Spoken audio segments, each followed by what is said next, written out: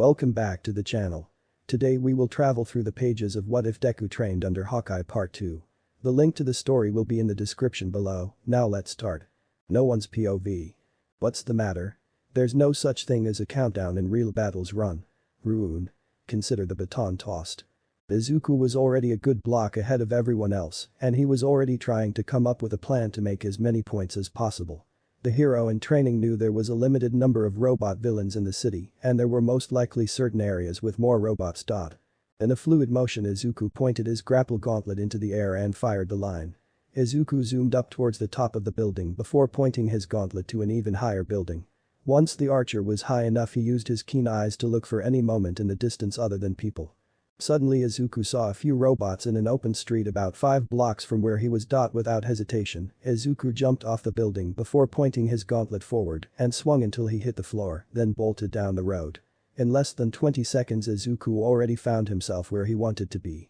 There were about 12 robots in total, 6 2-pointers, 4 3-pointers, and 2 1-pointers. All that in total was about 26 points, probably more than enough to pass, but Izuku wasn't going to stop.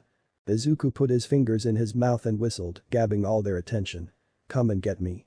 The teen shouted a cocky voice as he raised his bow, 2 arrows in his hands. Target lock on. Murder.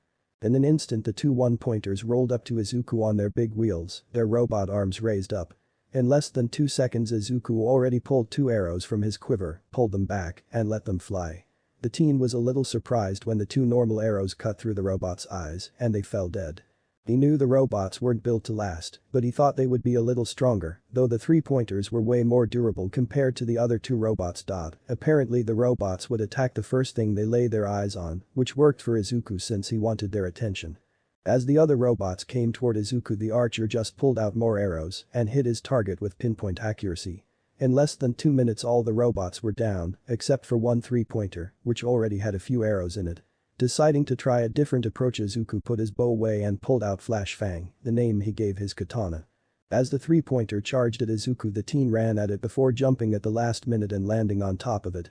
As Izuku landed, he stabbed his sword into its back, making it thrash around. The robot tried to shake him off, but Izuku kept his grip on the S-word. The teen was about to cut the robot's head off just when he saw a big red button on the back of the robot's head, making him raise an eyebrow. Feeling curious and a little like a kid, Izuku pressed a big red button. As soon as he pressed the button, the robot stiffened before falling to the ground. Izuku raised an eyebrow even farther as he pulled his S-word out of the dead robot, a confused expression on his face. "They have off buttons," Izuku said with a confused expression. "Why would they have, of course?" the teen said while he face-palmed. Not every quirk was pure combat, some were speed, stealth, agility, or trapping base. That meant someone could use their quirk to hold or sneak past a robot before deactivating it with a button. This allowed everyone to have some way to fight the robots, not just those with combat quirks. Izuku jumped off the robot and started to run down the street, looking for more robots to destroy. But not before collecting any arrows he could find and reuse. He did have a limited amount of ammunition. Suddenly the green teen stopped at what he saw not far from him and pulled out his bow and an explosive arrow. Izuku saw a teen get pinned down by a 1-pointer as the robot started choking the teen. Letting the arrow loose, it blasted the robot's head clean off, dropping the teen in an instant. "Hey, are you alright?" Izuku called out as he rushed to the teen as he finally got a good look at who he saved. It was a guy his age with long purple hair and dark bags under his eye. He had an annoyed look on his face as he pushed himself up. "Why did you save me?" he asked in a slightly annoyed voice as he rubbed his neck. Izuku raised an eyebrow. "You look like you were having trouble, so I thought you needed help," he said as he looked the teen over, seeing he was pretty skinny, but luckily not hurt. "Let me guess, non-combat quirk." The teen looked a little surprised before narrowing his eyes. "Maybe, what's it to you?" he asked with the same annoyed tone. Izuku rolled his eyes before pointing to the robot he destroyed. The robots have off buttons behind their heads, 1-pointers are the fastest, 2-pointers are slower but more agile. And 3-pointers are the sturdiest but also the slowest. If you sneak up on a few 3-pointers and press the button on the back of their heads you might pass. Izuku said before he started to walk away. The purple-haired teen looked at Izuku with wide eyes and a shocked look on his face. "Wait," he shouted, stopping Izuku in his tracks. "Why are you helping me? We're supposed to be competing with each other. Yet you helped me and gave me advice, why?" Izuku turned to the teen and shrugged. I helped you because if I didn't you would have gotten hurt, I didn't want that to happen. And the advice, it's up to you if you want those points bad enough. Remember what President Mick said, go plus ultra. Izuku said before pointing his gauntlet up and zipped away, leaving the team with a shocked expression. In the monitoring room the teachers of UA were watching several students combat the robots with ease, while others barely took down one. They were all looking for several things that made up a hero. Insight, to grasp the situation quickly and accurately. Agility, to show mobility and never be late to the party.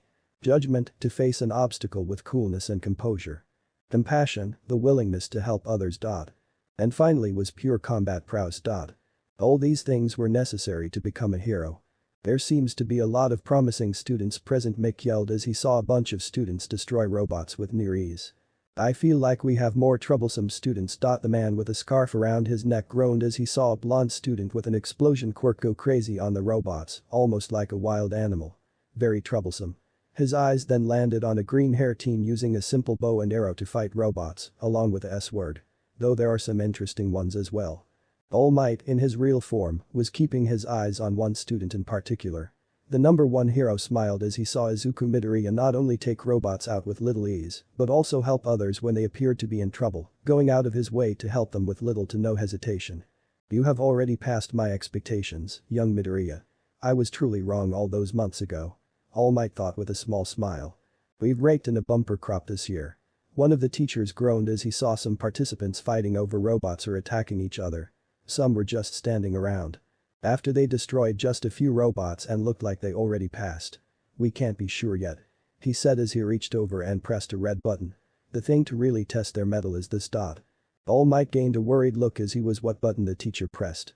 I know you can pass this, Midoriya, I have faith in you. Izuku let out a breath as he took down another robot with a long-range shot.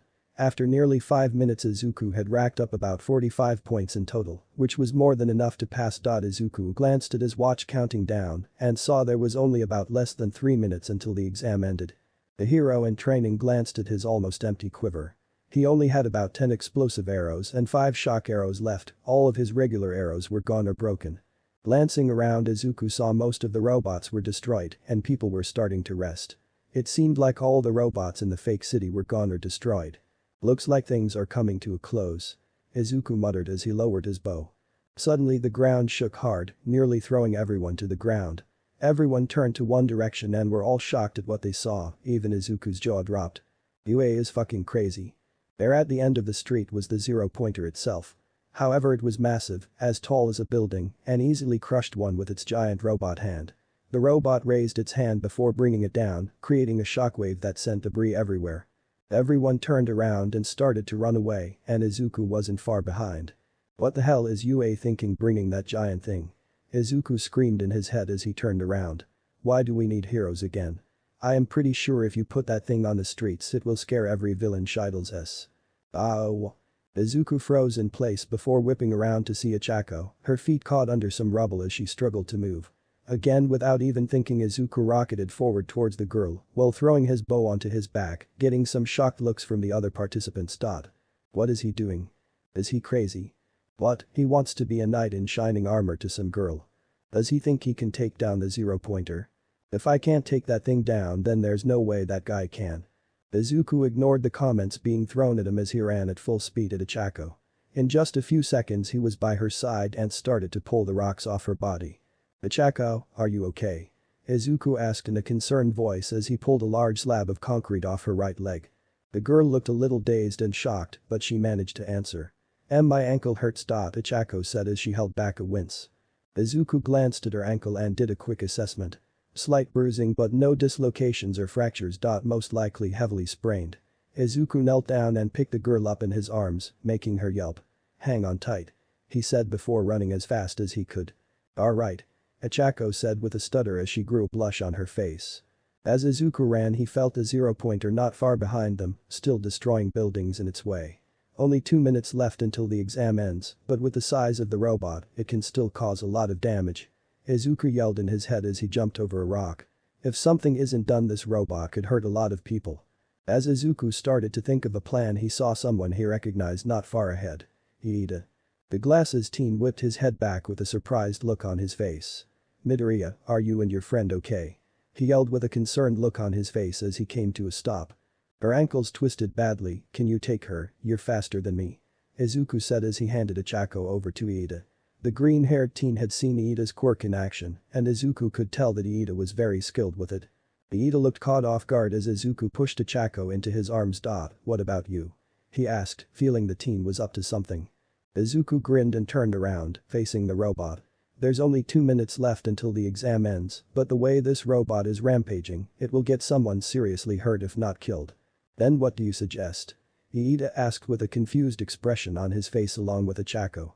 Izuku looked with a grin as he gave them a thumbs up. Simple, I am going to take that thing down. He said before bolting forward. Wait, what? The two yelled after Izuku. Midoriya, you can't take the zero-pointer on. Iida yelled after the running archer. Remember what UAS motto is, go plus ultra. Izuku yelled back before pointing his arm up and zooming towards the robot. We got an overachiever. A man white hair groaned as he watched Izuku run towards the zero-pointer. He's supposed to run away, not towards it. Maybe the listener plans to use his quirk to take the robot down. Present Mick suggested. He doesn't just rely on his quirk. The man with the scarf said, grabbing most of the teacher's attention. He's shown a lot of skill all around, it appears he's trained for this. He doesn't seem like the kind to go in without some kind of plan. Wait, Present Mick said slowly as he turned to the hero with the scarf. Are you actually praising someone? He shouted with a shocked expression. The hero rolled his eyes at his friend's overreaction. I am just pointing out the obvious, nothing more. He said while looking at Examine 2121's file, noticing something a little interesting. Quirk. Not available. He thought with a raised eyebrow. All Might however was smiling, this particular hero teacher was one of the tougher teachers in UA. If a student wasn't taking the hero course seriously, he would kick them out or transfer them without any hesitation. One time he expelled an entire class because they didn't show any potential, such as laziness, cockiness, and weren't going plus ultra. Yet he seemed the slightest bit impressed with Izuku, a kid with no powers, just a bow and arrow. The number 1 hero turned back to the screen to see what Izuku would do to take down the zero-pointer. Izuku zoomed up to the top of a building right next to the zero-pointer. As he landed, Izuku started to come up with a plan. Alright, I need to take this robot down before it hurts someone. Izuku said before he pointed his grapple gauntlet at the robot's head and fired the line. So far, if any robot loses its head or it severely damaged, the robot is out of commotion. Izuku then landed softly on the robot as it continued to move, making him pull out his flash fang and stab it into the robot. I won't be able to sever the head off, it's practically attached to the main body. That just leaves me with damaging the head enough to take it down. Izuku thought before glancing at his quiver, seeing the last 15 arrows he had, both explosive and some shock. Suddenly an idea hit Izuku and a grin crossed his face. Pulling out all of his explosive arrows and a thick price of bowstring from his quiver. Izuku then tied all the arrows together at the top and bottom, once they were nice and tight. Izuku put the bundle of arrows back in his quiver before pulling his sword out. Izuku ran to the front of the robot's head before pointing down and firing his gauntlet right at the edge before he jumped. Izuku swung down to the robot's face and pulled out his sword before stabbing the robot right in the center glowing eye. Pulling his sword out of the red eye, the glass shattered, giving Izuku a good look at the inside. Pulling out the explosive bundle, Izuku didn't waste any time pressing the tip of the center arrow before dumping them all into the robot's open eyes. About 2 seconds later there was a large explosion in the robot's head, making it jerk to a stop, but Izuku wasn't done as he still belted the robot move. Using his strong legs, Izuku jumped off the robot's head as his grapple gauntlet retracted back. While in midair, everything seemed to slow down for Izuku as he held his breath. The hero in training pulled out 4 shock arrows from his quiver and aimed them all at the open hole in the robot's head before letting them go. All this happened in less than 3 seconds. The shock arrows all went right into the open hole of the robot's head as it sparked to life before it started to jerk around. Then without warning, the head exploded as it went limp. It wasn't a full-on explosion that tore the head to pieces, but an explosion that blew the front half off of the robot's metal face. The sudden explosion caught Izuku off guard as he was sent tumbling into the air, almost knocking his sunglasses off. Shit, shit, shit, shit. Izuku muttered as he tried to get his center of gravity in place. As the teen fell toward the ground, he pointed his grapple gauntlet to the side, hoping to hit a building. Hitting something at this point is better than hitting nothing. Izuku was cut off when he felt something slap him in the face hard just as he was about to hit the ground. Suddenly the teen was suspended in the air, all momentum just leaving his body. But Izuku looked behind him and he was surprised at what he saw. Ichako held her hands together as her face scrunched up as she was in Iida's arms, who panted a little as the mufflers on his legs looked a little red. Skill release. Ichako struggled to say as she tapped her fingers together. In an instant Izuku felt gravity as he landed on his feet, but barely. Izuku tumbled over towards the two that just helped. Hey guy, thanks for the salve. Your PP. Ichako covered her mouth as she quickly got out of Iida's arms. She hopped on her good leg to a broken piece of robot before she let her head behind it where the boys couldn't see. Herc, Ichako said as she hurled behind the broken robot. Both Iida and Izuku gave the girl a worried look. Hey, Ichako, are you okay? Izuku asked in a concerned voice as he and Iida walked over to the girl. Ichako leaned agent the robot as she wiped her face. I am fine, this happens when I overuse my quirk. She said as she turned to Izuku. Are you okay, you look a little burned. Izuku glanced at his arms and saw they were slightly red, but weren't first-degree burns. Yes Midoriya, are you well? Iida asked as he moved his hands while he spoke. I should say it was foolish to take on the zero-pointer, however seeing you do it so efficiently was inspiring. Not only that you did so for the sake of the other continents. Izuku smiled as rubbed the back of his head. Well, it was looking a little dicey there a second ago. So thank you too for the save. He said as he rubbed the cheek Ichako slapped him with, which was turning a little red. Ichako gave a shaky thumbs up as Iida saluted. I was happy to help you, though it was thanks to Ichako's quirk, I just got her there fast enough. Iida said, making Ichako give a weak smile. The test is over. Present Mick screamed so loud everyone in every mock city could hear. Izuku gave a sigh as he looked at the other teens. How many points did you get? He asked with a concerned look on his face. After meeting these two Izuku felt they would make very cool heroes, if not friends. Ichako shakily raised her hand. 28. She said in a shaky voice as she tried not to throw up again. 52. Iida shouted in a proud voice. Izuku nodded with a smile as he pointed to himself. I got 45 at least. He said, getting a smile from the two. Okay, make way. An elderly voice said making the three turns. An elderly woman in a hero costume walked down the broken road. She was heading right towards Izuku, Ichako, and Iida. Is anyone here hurt? Izuku raised his right arm. I got some light burns on my arms and a few bruises, but nothing serious. Iida raised his arm into the air. I was not injured during the test, I am only slightly exhausted. Ichako raised her hand as she winced a little, trying to stay off her bad ankle. I hurt my ankle a bit. Oh my, let me take a look dearie. The old woman said as she knelt down to Ichako and looked at her bad ankle. Well, it's nothing serious, just a bad sprain. Honestly, I tell that crazy principal every year not to use dangerous robots such as this. She said, before doing something slightly bizarre and kissing Ichako's ankle. Smooch. Before anyone could say anything as a light glow covered Ichako's ankle as the bruises disappeared before their eyes. Ichako's eyes widened as she stood on her leg with a shocked expression. It's all better, my leg doesn't hurt anymore. She said with a happy and shocked expression on her face before she hunched over. But now I feel more tired than before. She moaned softly. That's when it hit Izuku as he pointed to the elderly woman. Now I recognize you, you're the youthful heroine recovery girl. Izuku said with an amazed look on his face. Your quirk allows you to speed up anyone's recovery speed, allowing them to heal something that would have taken months in a matter of seconds. Recovery girl gave a small laugh at Izuku. I am surprised you recognize me. Have a gummy. She said as she put a gummy bear in Izuku's hand. Now let me heal you sonny. She said before kissing Izuku's cheek. The glow covered the teen's body and he didn't feel any pain whatsoever. Wow, everything's healed. Izuku said with some amazement before bowing to recovery girl. Thank you recovery girl. He said before standing up straight and rubbing the back of his head with a sheepish expression. If you wouldn't mind, would you sign my autograph book? He said as he pulled his purple book out of nowhere, much to Ichako and Iida's confusion. The elderly woman gave a soft laugh as she grabbed a pen and wrote on a blank page. This is a surprise, it's not every day someone asks an old lady like me for their autograph. She said as she finished writing and turned to the crowd. Is there anyone else injured? She called as she started to make her way to other students. Izuku sighed before turning to Iida and Ichako. It looks like we made it. He said getting smiles out of the two. After everyone gathered their things Iida, Ichako, and Izuku walked out of the UA exam building together, all now wearing their middle school outfits. Wow, it's finally over.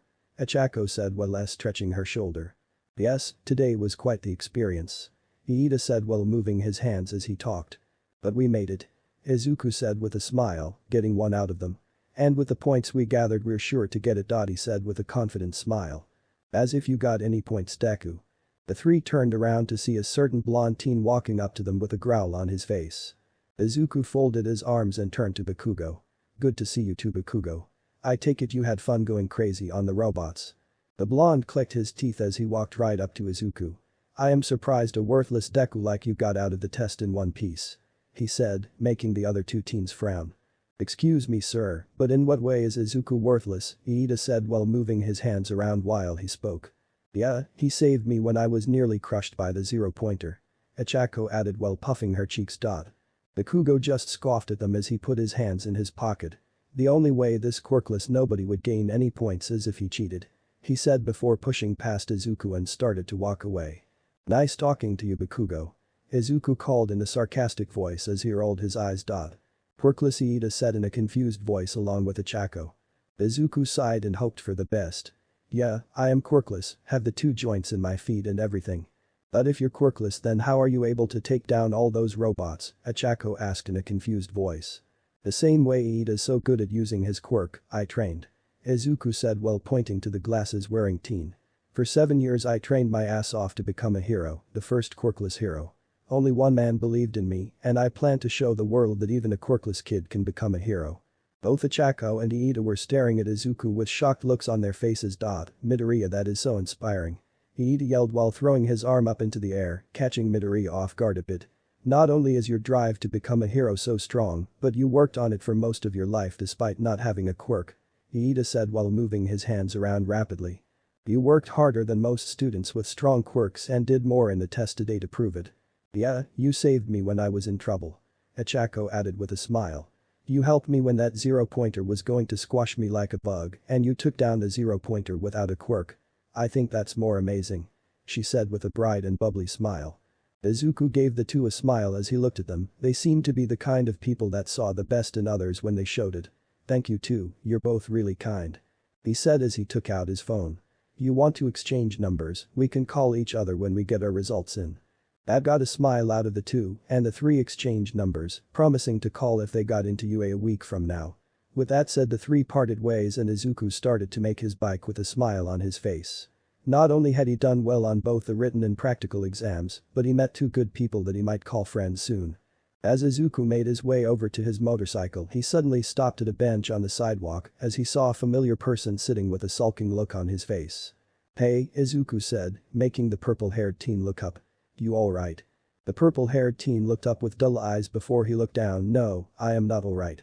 Izuku gave the teen a sympathetic look as he sat down on the bench next to him. I take it this is about the exam. I know I did well on the written test. The teen said slowly. But I barely got 2 robots with the practical exam, even with your advice. Izuku nodded with a frown on his face. If you don't mind, would you tell me your quirk? That seemed to bring a hesitant look on the teen's face before he let out a long sigh. My quirk is brainwashing, anyone that answers one statement from me I can control their bodies. Izuku's eyes widened as his mouth hung open. That's a seriously powerful quirk. He said, making the purple-haired teen look at him in shock. Cocky villains love to monologue and egg on heroes, and if there's a hostage situation, then the villain will be forced to talk to you so their demands are heard. If there's a panic and people aren't listening to you, you can control them to get everything in order. It's a very useful quirk that can be perfect for a hero. He said as he turned to the teen. Are there any downsides to the quirk? The purple-haired teen was gaping at before he slowly answered. In order to control multiple people I have to target one at a time and have them answer a statement each. If the person I control is hit with enough damage the control will break. He explained slowly as he looked at Izuku. Do you really think my quirk is good for a hero? He asked in a quiet voice while looking down. Izuku was caught off guard by the question before he recognized the tone. It was like him when he asked Clint if he could become a hero, even though he was quirkless. Of course, any quirk can be used for heroes, but the same can be said that any quirk can be used for villains. Izuku said as he looked up. Quirks are just powers people are born with, they don't determine anything a person can be. If All Might was a bad guy he could use his powers evil, but he's not a bad guy. Not because of his quirk, but because All Might be a good person. Izuku then turned back to the purple-haired teen and gave him a smile. In the end it's not your quirk that can say if you're a hero or a villain, and it's not the people around you.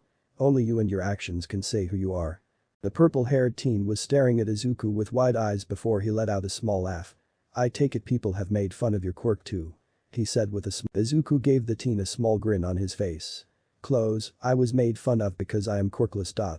That made the purple-haired teen whip his head to Izuku and look at him with a shocked look.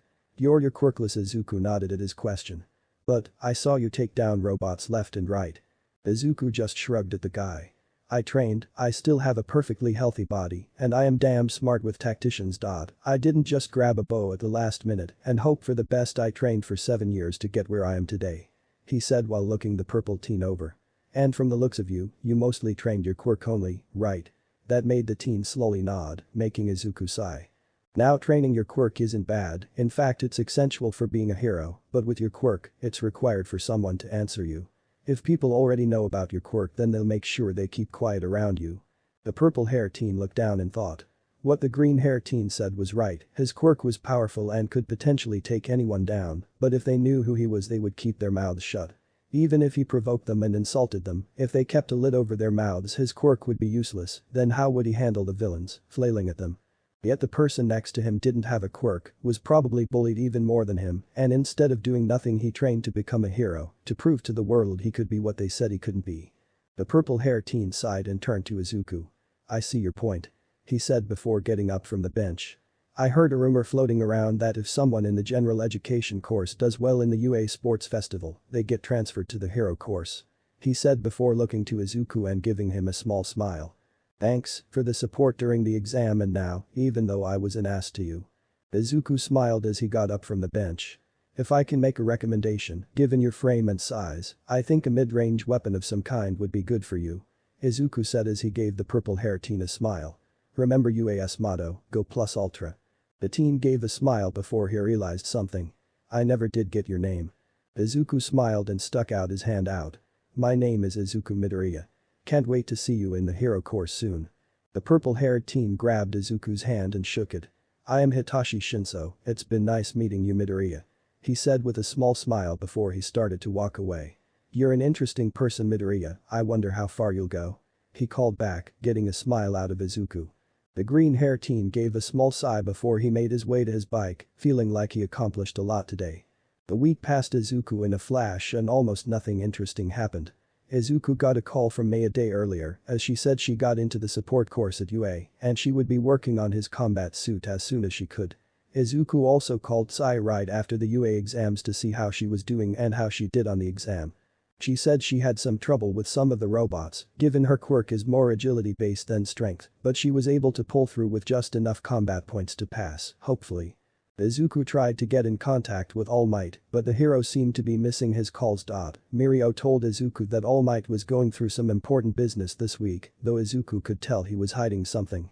Izuku was currently doing pull-ups in his room while shirtless, as light shine of sweat covered his body.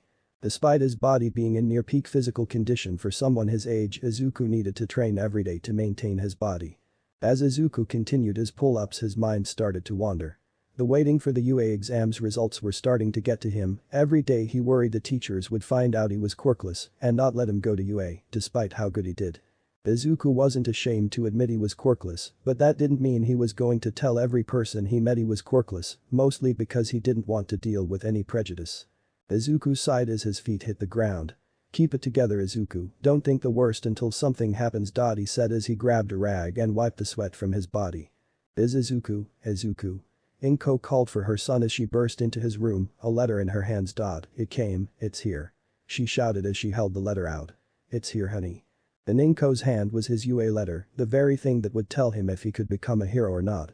Izuku slowly took the letter from her hands and looked it over, feeling it weigh like a ton in his hands. The letter was addressed to Izuku and said to watch in private. Izuku looked to his mother and saw she was giving him a smile, though it was a nervous one.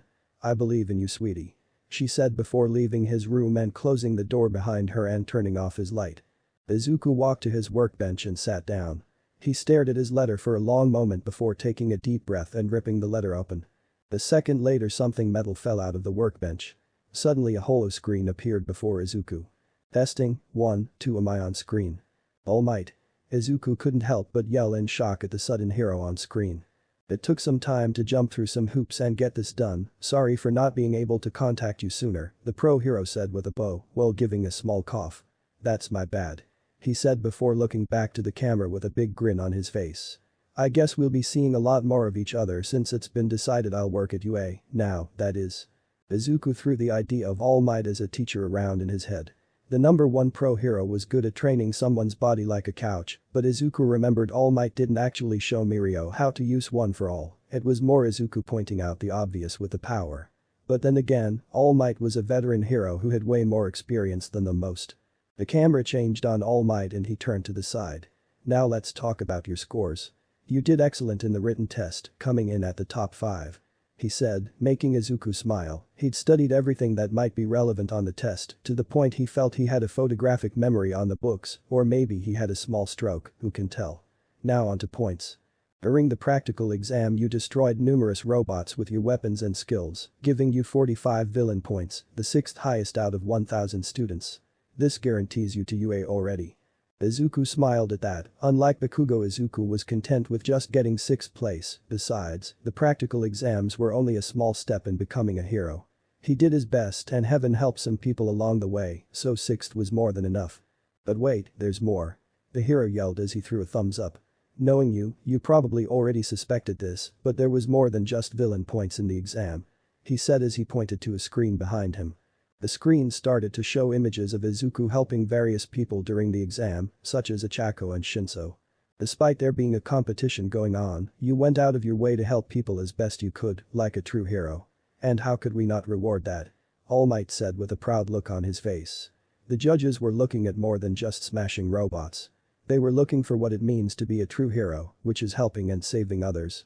That's why this exam also gave people rescue points. Midoriya gained over 70 rescue points, the highest amount of rescue points in the entire exam. Your total score to 115, bringing you all the way to 1st place in the entrance exam. Izuku's jaw practically dropped. He knew he helped some people out during the exam, but that was a lot of rescue points. He actually suspected to get something like 15 or 20, not a whopping 70 points. Izuku guessed a big chunk of that came from taking down the 0-pointer before it could hurt anyone. Congratulations Izuku Midoriya, UA is now your Hero Academia. The image then went on to show the top 10 ranked students in the entire exam. First, Izuku Midoriya. 45 villain points 70 rescue points equals 115 total points. Second, Katsuki Bakugo. 77 villain points 0 rescue points equals 77 total points. Third, Ijiro Kirishima. 39 villain points 35 rescue points equals 74 total points. Fourth, Ochako Uraraka. 28 villain points 45 rescue points equals 73 total points. Fifth, Tenya Iida. 52 villain points 20 rescue points equals 72 total points. Sixth, Ibara Shiozaki. 36 villain points 32 rescue points equals 68 total points. Seventh, Etsuka Kendo. 25 villain points 40 rescue points equals 65 total points. 8, Tesu. 49 villain points 10 rescue points equals 59 total points. 9th, Fumikage Tokoyami. 47 villain points 10 rescue points equals 57 total points. 10th, Yasetsu Awase. 50 villain points 6 rescue points equals 56 total points. Izuku never felt so much joy and pride ever in his life. Yes sir. He said before the video ended. I made it. Izuku shouted in joy, almost feeling tears build up in his eyes. Suddenly, without any warning a small hologram of a bear mouse dog thing appeared right above the device. This message will now self-destruct, welcome to UA. Wait, what? Boom.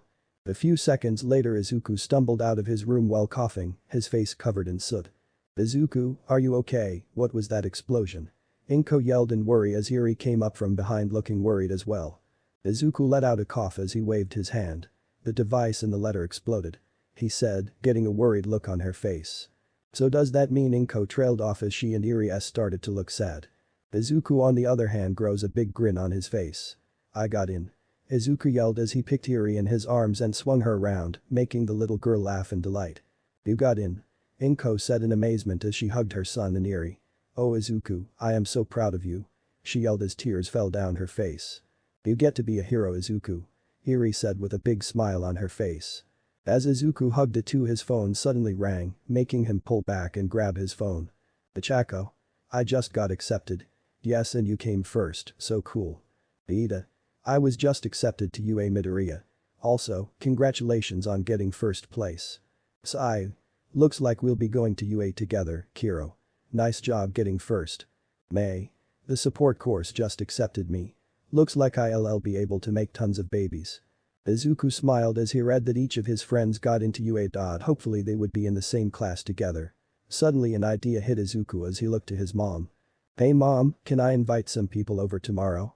I made some friends at the exam and I just learned they made it into UA. I was thinking about throwing a party, you know. Izuku asked his mom. Inko smiled as she clapped her hands together. That sounds like a great idea, Izuku. Eri looked excited by the idea of a party and looked to Izuku. Can Satsuki and Mirio come too? Eri asked in an excited voice. Izuku nodded with a smile. Of course, I was going to invite them anyway. I'll see about getting some food and drinks for you tomorrow after you come from school. Inko said. The word school tomorrow suddenly made Izuku feel some dread. Right, school, I wonder how Bakugo is going to take being second. He muttered before he started to make some calls. Deku, you bastard. Izuku grunted softly as his back hit the wall of the school. After coming to school, Bakugo and Izuku were both called to the counselor's office together to be congratulated for getting into UA together. The whole time Bakugo was giving Izuku a death glare that the teacher ignored. Once they left the counselor's office, Bakugo forced Izuku to the back of the school, which led them to the situation they were in now. What dirty goddamn trick did you use to get first in the exam, shitheel? Bakugo screamed in Izuku's face.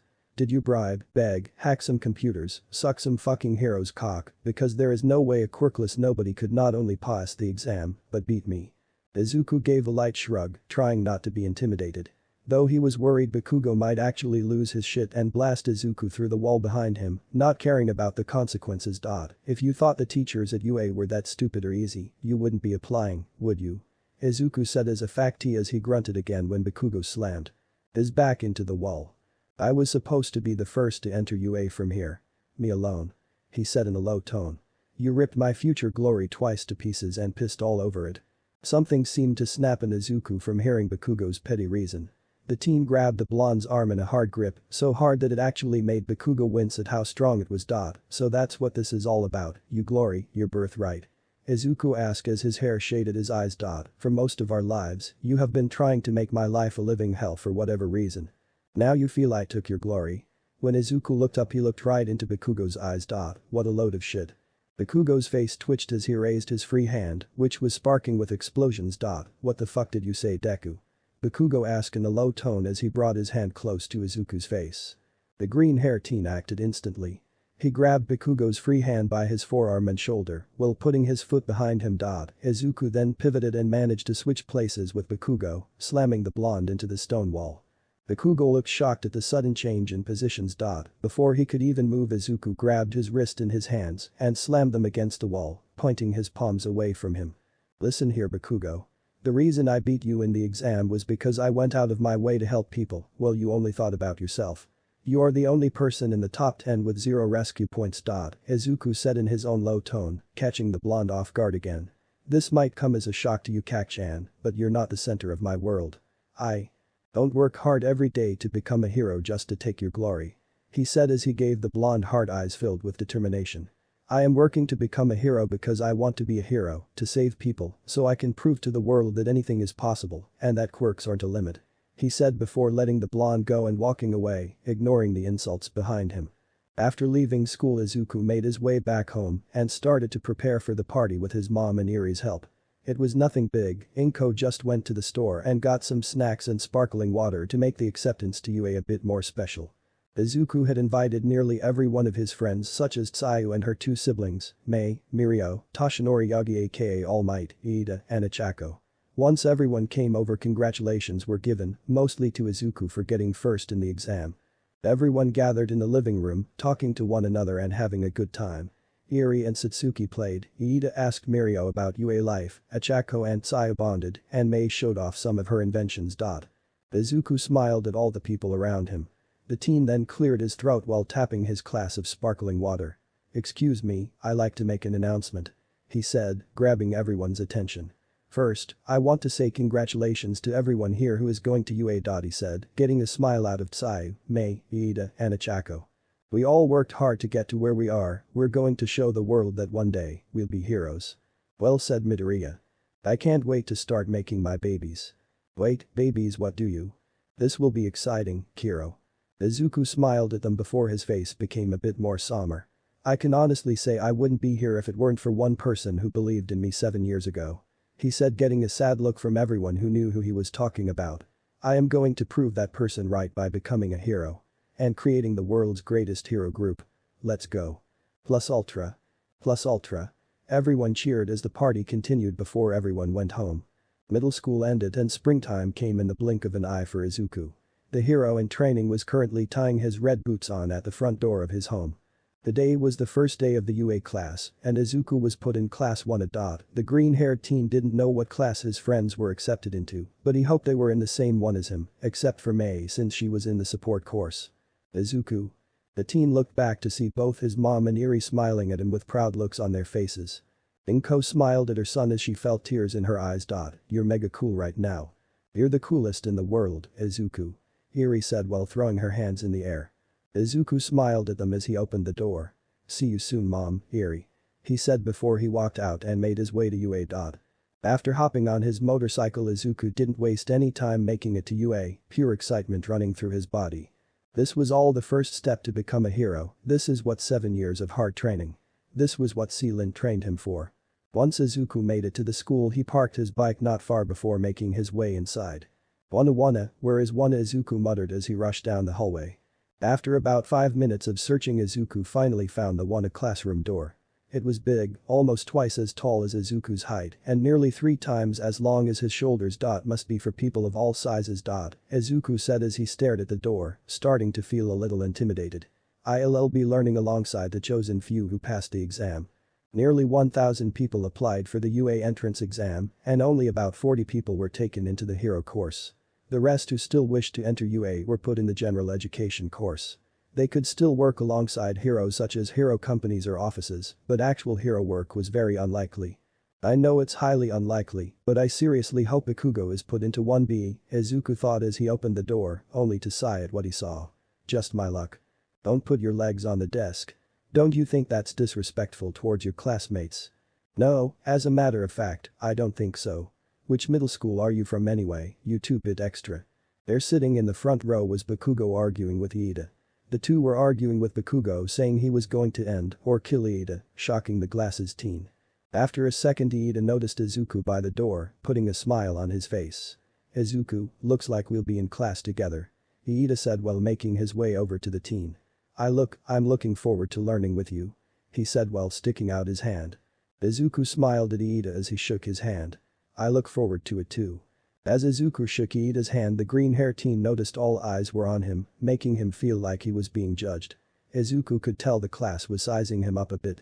It's good to see you again, Izuku, Kiro. Izuku turned to his side to see Tsuyu sitting not far from where he was. The frog girl gave him a smile, one he easily returned. Hey, Izuku, Iida, you're here too. The three turned to the door to see Ochako standing behind Izuku with a smile on her face. Even Tsuyu's here too. Ochako said, nearly jumping up and down. Bakugo was glaring at Izuku as he grinded his teeth. The blonde still remembered what happened after they were called to the school's counselor together, and he still didn't know how Izuku got first instead of him, rescue points or not. I wonder if today's the ceremony? Or is it guidance counselor stuff today? Ochako said, looking a little nervous. Oh, and the teacher, what'll they be like? I am so anxious, like wow. Izuku smiled at Ochako and was about to open his mouth until someone interrupted him. If you're gonna be hunting for buddies, do it elsewhere. The four turned to look behind Ochako to see something interesting.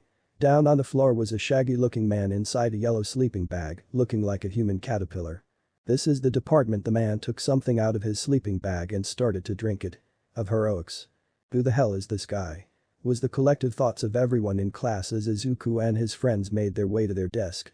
The green-haired teen was keeping his eyes on the man as he moved to his desk while still in his sleeping bag. It took you lot 8 seconds to quiet down. The man said as he threw his sleeping bag off. Life is short, kids. You're all lacking in common sense. Izuku rubbed his chin as he stared at the man, feeling he recognized those scarves of his in his looks. "I am your homeroom teacher, shouted Aizawa. Pleasure meeting you." The name instantly hit Izuku like a truck. The hero fan only remember one hero with the name Aizawa, and that was the underground hero Eraserhead. Izuku started to feel stars fill his eyes. Eraserhead was one of Izuku's favorite heroes. Eraserhead was rumored to be one of the best hand-to-hand fighters in all of Japan, not only that he was responsible for taking down tons of shady operations being done by villains who hid in the shadows. Despite being so successful, Eraserhead was barely known to the public, only appearing for a few interviews by reporters after a big case was closed. If Izuku remembered correctly, Eraserhead's quirk was Eraser, which allowed Eraserhead to erase the effects of anyone using their quirks as long as they were in his sights, except for mutation quirks. Izuku was suddenly knocked out of his thoughts as Aizawa pulled out a PE uniform from his sleeping bag. "Wear these immediately. And then shove off to the PE grounds." He said as he started to hand out the PE uniforms to everybody. Everyone in the class had a confused look on their face, but did as they were told by the pro hero. The Quirk apprehension test. Everyone nearly yelled in confusion. Everyone in class 1 stood on the large PE ground while in their PE uniforms given to them by Aizawa, which fit everyone perfectly. "What about the ceremony? And the guidance counselor's meeting?" Ichako called with a worried look on her face. "If you want to be heroes, we don't have time for frilly niceties. The hero said without looking back at Ichako. "You all understand the school's reputation for freedom on campus. Aizawa said while looking back with a scary look in his eye. "Well, that freedom goes for us teachers too," he said, making everyone gulp. Aizawa went on to explain what the Quirk apprehension test was. Apparently it was more simple than most people thought. The 20 students would all do 8 events today, such as softball pitch, standing long jump, 50-meter dash, endurance running, grip strength test, sustained sideways jumps, upper body exercises, and seated toe touch. All these things were used in middle schools for sporting tests, only nobody could use their quirks to keep things fair for people, which was hard for people with mutation quirks. The twist of the 8 events was that everyone would try to use their quirk as best they can during each event to try and get a higher score. Bakugo, the hero teacher, called the blonde's name, grabbing his attention. "How far could you pitch a softball in middle school?" The blonde clicked his teeth, looking annoyed. 67 meters. He said, remembering how Izuku got farther than him during their last school sporting event. Aizawa tossed a softball to Bakugo. "Try using your quirk this time around. As long as you don't exit the circle, anything you do is fine," he said as Bakugo walked into the circle. "Don't hold back," he said, getting a grin out of the blonde. "You got it," he said with a grin as he started to wind up his arm. "Just segment the pitch with some shockwave power. That'll blow everyone away and show who is on top." Just as the ball was leaving Bakugo's hand, the blonde set off a huge explosion that sent the ball soaring into the distance. "The blonde screamed at the top of his lungs. "Die," Izuku thought with an eye roll as he rubbed the dust out of his eye. After a few seconds the device in Aizawa's hands beeped. "Before anything else, one must know what they're capable of," the pro hero said as he showed what Bakugo's score was, which was 705.2 meters. "This is a rational metric that will form the basis of your hero foundation." "Awesome. That looks so fun. 705 meters, so unreal. We can really use our quirks now. That's the Department of Heroics for you." Izuku hated to admit, but this test was sound and actually made a lot of sense. Each of these tests were possible things a pro hero would be doing in the field, such as running a short distance at top speeds, throwing, stamina, strength, all these things were essential for heroes. So it was natural for a hero to apply their quirks to these situations. The downside from this, Izuku didn't have a quirk, so he would have to do all 8 tasks like he was in middle school again, only stronger and faster than last time. Then again, Izuku was probably more well-rounded in these things, since everyone else might only do good in a few tasks that applies to their quirks, but poorly if they can't use their quirks. "It looks fun, you say?" Izuku for some reason felt dread at the pro hero's tone of voice right now. "So you were planning to spend your 3 years here having a good old time?" Aizawa said as his hair shadowed his eyes. What happened to becoming heroes when the teacher's eyes landed on everyone? They felt a shiver of dread. "Alright then. In that case, new rule. The students who ranks last in total points will be judged hopeless." The next words to leave the man's mouth sent a chill of dread through everyone. "And instantly expelled." At that moment Izuku realized things just got a little harder. "Our freedom means we dispense with students as we please," Eraserhead said while pulling his hair back, an almost mad grin on his face. "Welcome to the Department of Heroics." No one's POV. The kid who ranks last gets expelled. Ochako shouted in shock.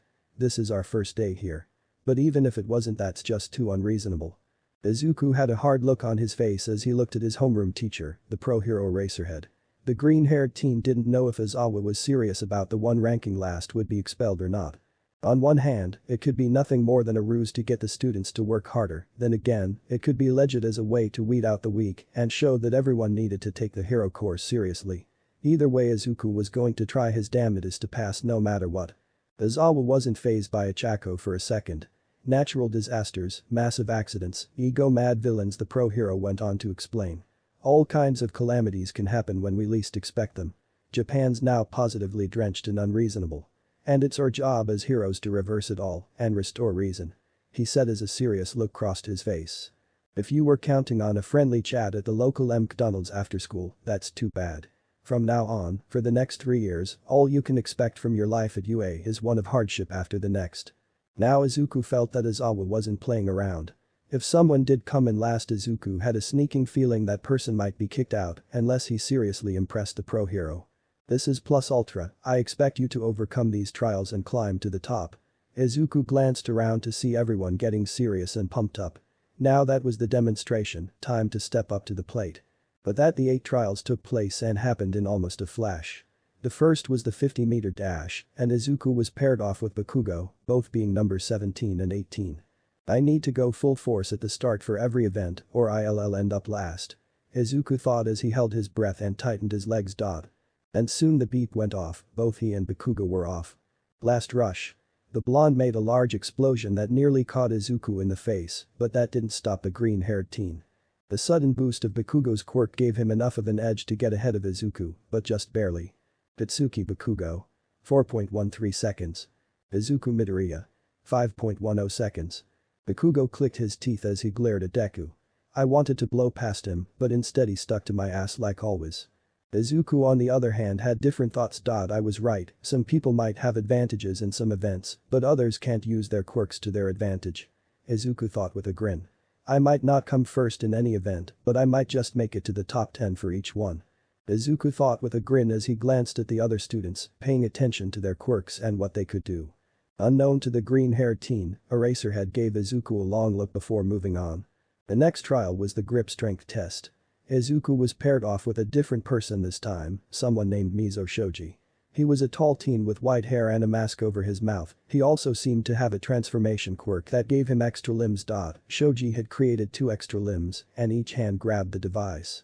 As Izuku grabbed the grip device, the green-haired teen had a sudden idea. Holding the device in front of him, Izuku imaged the device as his bow and started to pull with his grip. It wasn't long before the two got their scores. Mizo Shoji. 540.0 kilograms. Izuku Midoriya. 113.4 kilograms. Whoa, you two are seriously strong.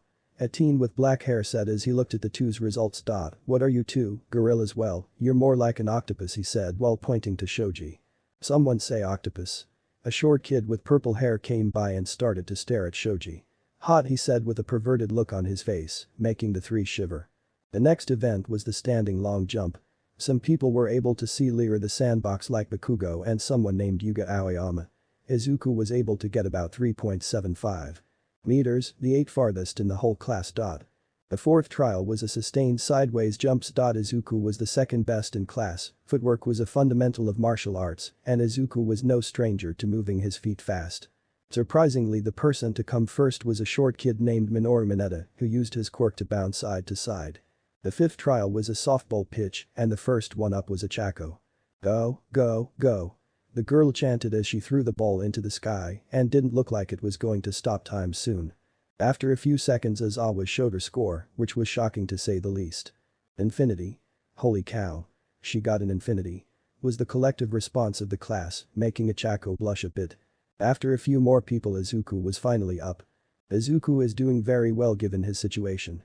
Iida said with a smile as he crossed his arms. That however seemed to piss Bakugo off. He's barely getting by for a quirkless fucking guppy. Bakugo growled, making Izuku roll his eyes. He'll be last by the end of this. Quirkless, what are you talking about? A red-haired teen with sharp asked while crossing his arms. Didn't he make first place in the entrance exam? he said, making Bakugo shut his mouth and grit his teeth. Izuku gave a small laugh before focusing on the task at hand. I need to use my full body in order to throw the ball as far as I can. Izuku thought as he started to move. The green-haired teen pulled his arm as he slowly started to raise his left leg into the air. In one fluid motion like a professional baseball pitcher, Izuku throws the softball. It soared through the air for a few seconds before hitting the ground. Izuku Midoriya. 120.8 meters. Izuku grinned and pumped his fist. This was the farthest he had ever thrown. Unknown to the green-haired teen, Aizawa's glowing eyes hardened on Izuku as a frown crossed his face.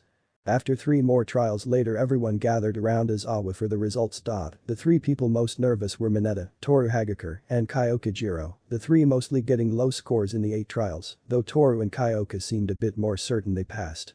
Before I give the results, something came to my attention. Aizawa said, making everyone worry. Izuku Midoriya, please step forward.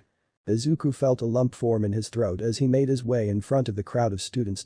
He wondered what Aizawa wanted with him. He knew he did well on all the trials, so he couldn't have failed. Once Izuku made it to his teacher, the pro hero looked down at him with a lazy eye. Tell me, Midoriya, through the 8 trials that were given, did you use your quirk? He said, making nearly all the students start to talk, though Iida, Achako, and Sayu gave the teen a worried look. Izuku took a slow breath before looking the pro hero in the eyes. No. The reason I didn't use a quirk during the trials is because I am quirkless. He said, and the class instantly erupted. What, he's quirkless? Didn't he get first in the exam? But he beat my time in the race. I told you, weird head. Does anyone think I am fabulous? Quite. Aizawa said with an annoyed look on his face, making the entire class shut up. Man, the teacher sighed before turning to Izuku. You're really making things harder for me, kid. Izuku gripped his fist so hard he nearly felt blood start to flow out. Am I being the one kicked out of the hero course? He asked with hard eyes. Now Iida, Achako, and Sayu looked really worried now. However, before anyone could say anything, Aizawa waved his hands. Don't jump to any conclusions, he said, giving Izuku a little hope. The reason I said you were making things hard for me is because of the 8 trials. The point of them was to see how creative you were with your quirks and to see if you can adapt, go plus ultra. If you couldn't find any way to use your quirk in any of the 8 trials, I would have expelled you without any hesitation. That seemed to brought a shocked look to one of the girls. Wait, you were serious? I thought it was all a ruse to make us try harder. Aizawa shook his head. No, this is the hero course, not some gym or club. He said before looking to Izuku again. The problem here is, despite you doing well, you didn't really show plus ultra. Izuku looked right into Aizawa's eyes with determination. Then how can I prove myself? The pro hero had a thoughtful look on his face for a long moment, the anticipation practically killing Izuku. Finally, after a full minute, the teacher started to walk away. During the exam you used a bow, arrows, and S-word. He said as he walked to the open field without looking back. I wonder, is that all you can do? Without saying anything more, Aizawa pulled out a knife and tied it around the end of his scarf. Then in one fluid motion he swung the scarf around, making the knife cut the ground and form a near-perfect circle. What I want you to do is simple. Eraserhead said as he pulled his knife back to him and looked to Izuku. I'll give you 15 minutes to push me out of the circle. If you succeed you can continue into the hero course. However, if you can't push at least an inch of me out, you fail. Izuku gave the teacher a shocked look. But Mr. Aizawa, you're Eraserhead, literally one of the best hand-to-hand fighters in all of Japan. How can I beat you? Even if I did have a quirk, your quirk would just erase it. He said, getting the class to talk again. Eraserhead? Never heard of him. I think he's one of those underground heroes. Aizawa ignored the comments and looked to Izuku. Don't worry, I won't use my capture weapons on you, and I'll hold back. Izuku was quiet for a moment before he looked his teacher in the eyes. What are the rules? Aizawa gave a shrug. Anything's fair in the circle, you can get pushed out as many times as you want until the time runs out. He said before looking at one of the girls. Aoi Rozu, I want you to referee and keep track of time, end the match at any time my foot hits the outside of the circle or when time runs out. He said, making the girl give a shaky nod. Whenever you're ready, Midoriya. The teacher said in a lazy voice as he put his hands in his pocket. Izuku stared at the circle for a long moment. He had no idea if he could even push Eraserhead out of the circle, which was about the size of a sumo ring. Taking a deep breath, Izuku took a deep breath and started to make his way towards the circle. You can do it, Izuku. Iida yelled while throwing his hand in the air. All you have to do is push him out. Achako cheered while pumping her fists. Kiro. Sayu croaked as she raised her hand. Izuku started to try and come up with a plan of some kind. Trying to actually beat him with hand to hand is impossible, he's stronger, faster, and way more experienced than me. So my only chance to beat him is to catch him off guard with that. Izuku thought as he entered the circle. I can't use it right away, I need to bide my time until I can use it. The hero in training slowly brought up his fighting stance, making Aizawa raise an eyebrow. Solid, much more than I thought. Aizawa thought with a grin. This might be more interesting than I thought. The first one to move was Izuku. Izuku throws a wide swing at Aizawa, making him raise his eyebrow again. Was I wrong, he thought as he blocked the arm with ease. This seemed too sloppy. Aizawa was cut off, then Izuku grabbed the teacher's arm and pulled him forward. Izuku then threw a high kick aiming right for Aizawa's head. The pro hero caught Izuku by his ankle before swinging the teen around and throwing him out of the circle. Izuku hit the ground with a loud thud but was up in an instant and rushed at Aizawa again. Izuku threw a roundhouse kick at Aizawa's head, but the teacher just leaned back, the kick flying an inch from his face. Not stopping his attack, as soon as Izuku's foot touched the ground, he bolted forward and jabbed his elbow into Aizawa's exposed stomach. But at the last possible second, Aizawa caught Izuku's elbow with his hand. Izuku clicked his teeth as he spun around and aimed his other elbow for Aizawa's side, but again the teacher caught it in his hands. Acting fast, Izuku stomped his foot hard on top of Aizawa's, making the teacher grunt softly. With his foot trapped, Izuku throws a straight uppercut for the teacher's chin. Just as it looked like it was about to hit, Aizawa leaned his head to the side before spinning Izuku around. Before the teen could even react, Aizawa sent a devastating punch right into Izuku's stomach, knocking the wind right out of him. Gritting his teeth, Izuku grabbed the teacher's arm before throwing it over his shoulder. Judo throw. Despite Aizawa being thrown over Izuku's shoulder, his dull expression didn't change. He did it. Achako cheered. At the last second, as Aizawa was going to hit the ground, his feet shot down and caught himself, stopping his body from hitting the ground. Aizawa then grabbed Izuku by his shirt before throwing him like a ragdoll to the ground. Again Izuku felt the wind knocked out of him, but at the same time he couldn't help but feel excited. So this is one of the best hand-to-hand combat fighters in Japan. Izuku thought with a grin as he pushed himself up. Despite my dream of being a hero on the line, I can't help but feel a little excited. He thought before springing into action. As Izuku ran, he spun in around before raising his leg and doing an intense drop kick right at Aizawa's head, but the teacher simply took a step back. The teen didn't stop and started to throw a high kick while pivoting his body. Izuku's legs were stronger than his punches, so his only hope was to use them more. Off to the side, the students were both shocked and amazed by Izuku's situation. "Emin, he's not giving up. It's so manly," the redhead shouted while pumping his fist. "His technique is solid, much more than my own," the guy with the large tail said as he kept his eyes on Izuku's moves. "I am seeing more than one martial art in each of them. Judo and Krav Maga, I think. Wow, this is like something out of a kung fu movie." The girl with pink skin yelled in excitement as Izuku threw a fist before it was caught. The student challenging the master. "It's so cool. You can do it, Midoriya. But the question is, can Izuku push Aizawa out of the circle in time?" Iida asked in a worried tone. The next 10 minutes was an uphill battle for Izuku. Despite all his training, long hand-to-hand combat was his least used skill, because when fighting people with quirks are dangerous to take them head-on. Also, despite Aizawa holding back some, he was still stronger and faster than Izuku. The green-hair teen was able to land a few solid blows to the pro hero, but was quickly countered soon after. 3 minutes left. Yayoi Rozu called while looking down at a timer. 3 minutes, Izuku called out in shock at the girl, it only felt like 5 to him. "Focus on the fight," Aizawa said while driving his fist into Izuku's exposed stomach. Izuku wasn't prepared for the blow and took the fist full force, making him fall to his knees. The whole class winced at the blow, and even Aizawa rubbed the back of his head, not meaning to hit that hard. Izuku's head felt dizzy as he panted for air, his mind racing. Only 3 minutes left.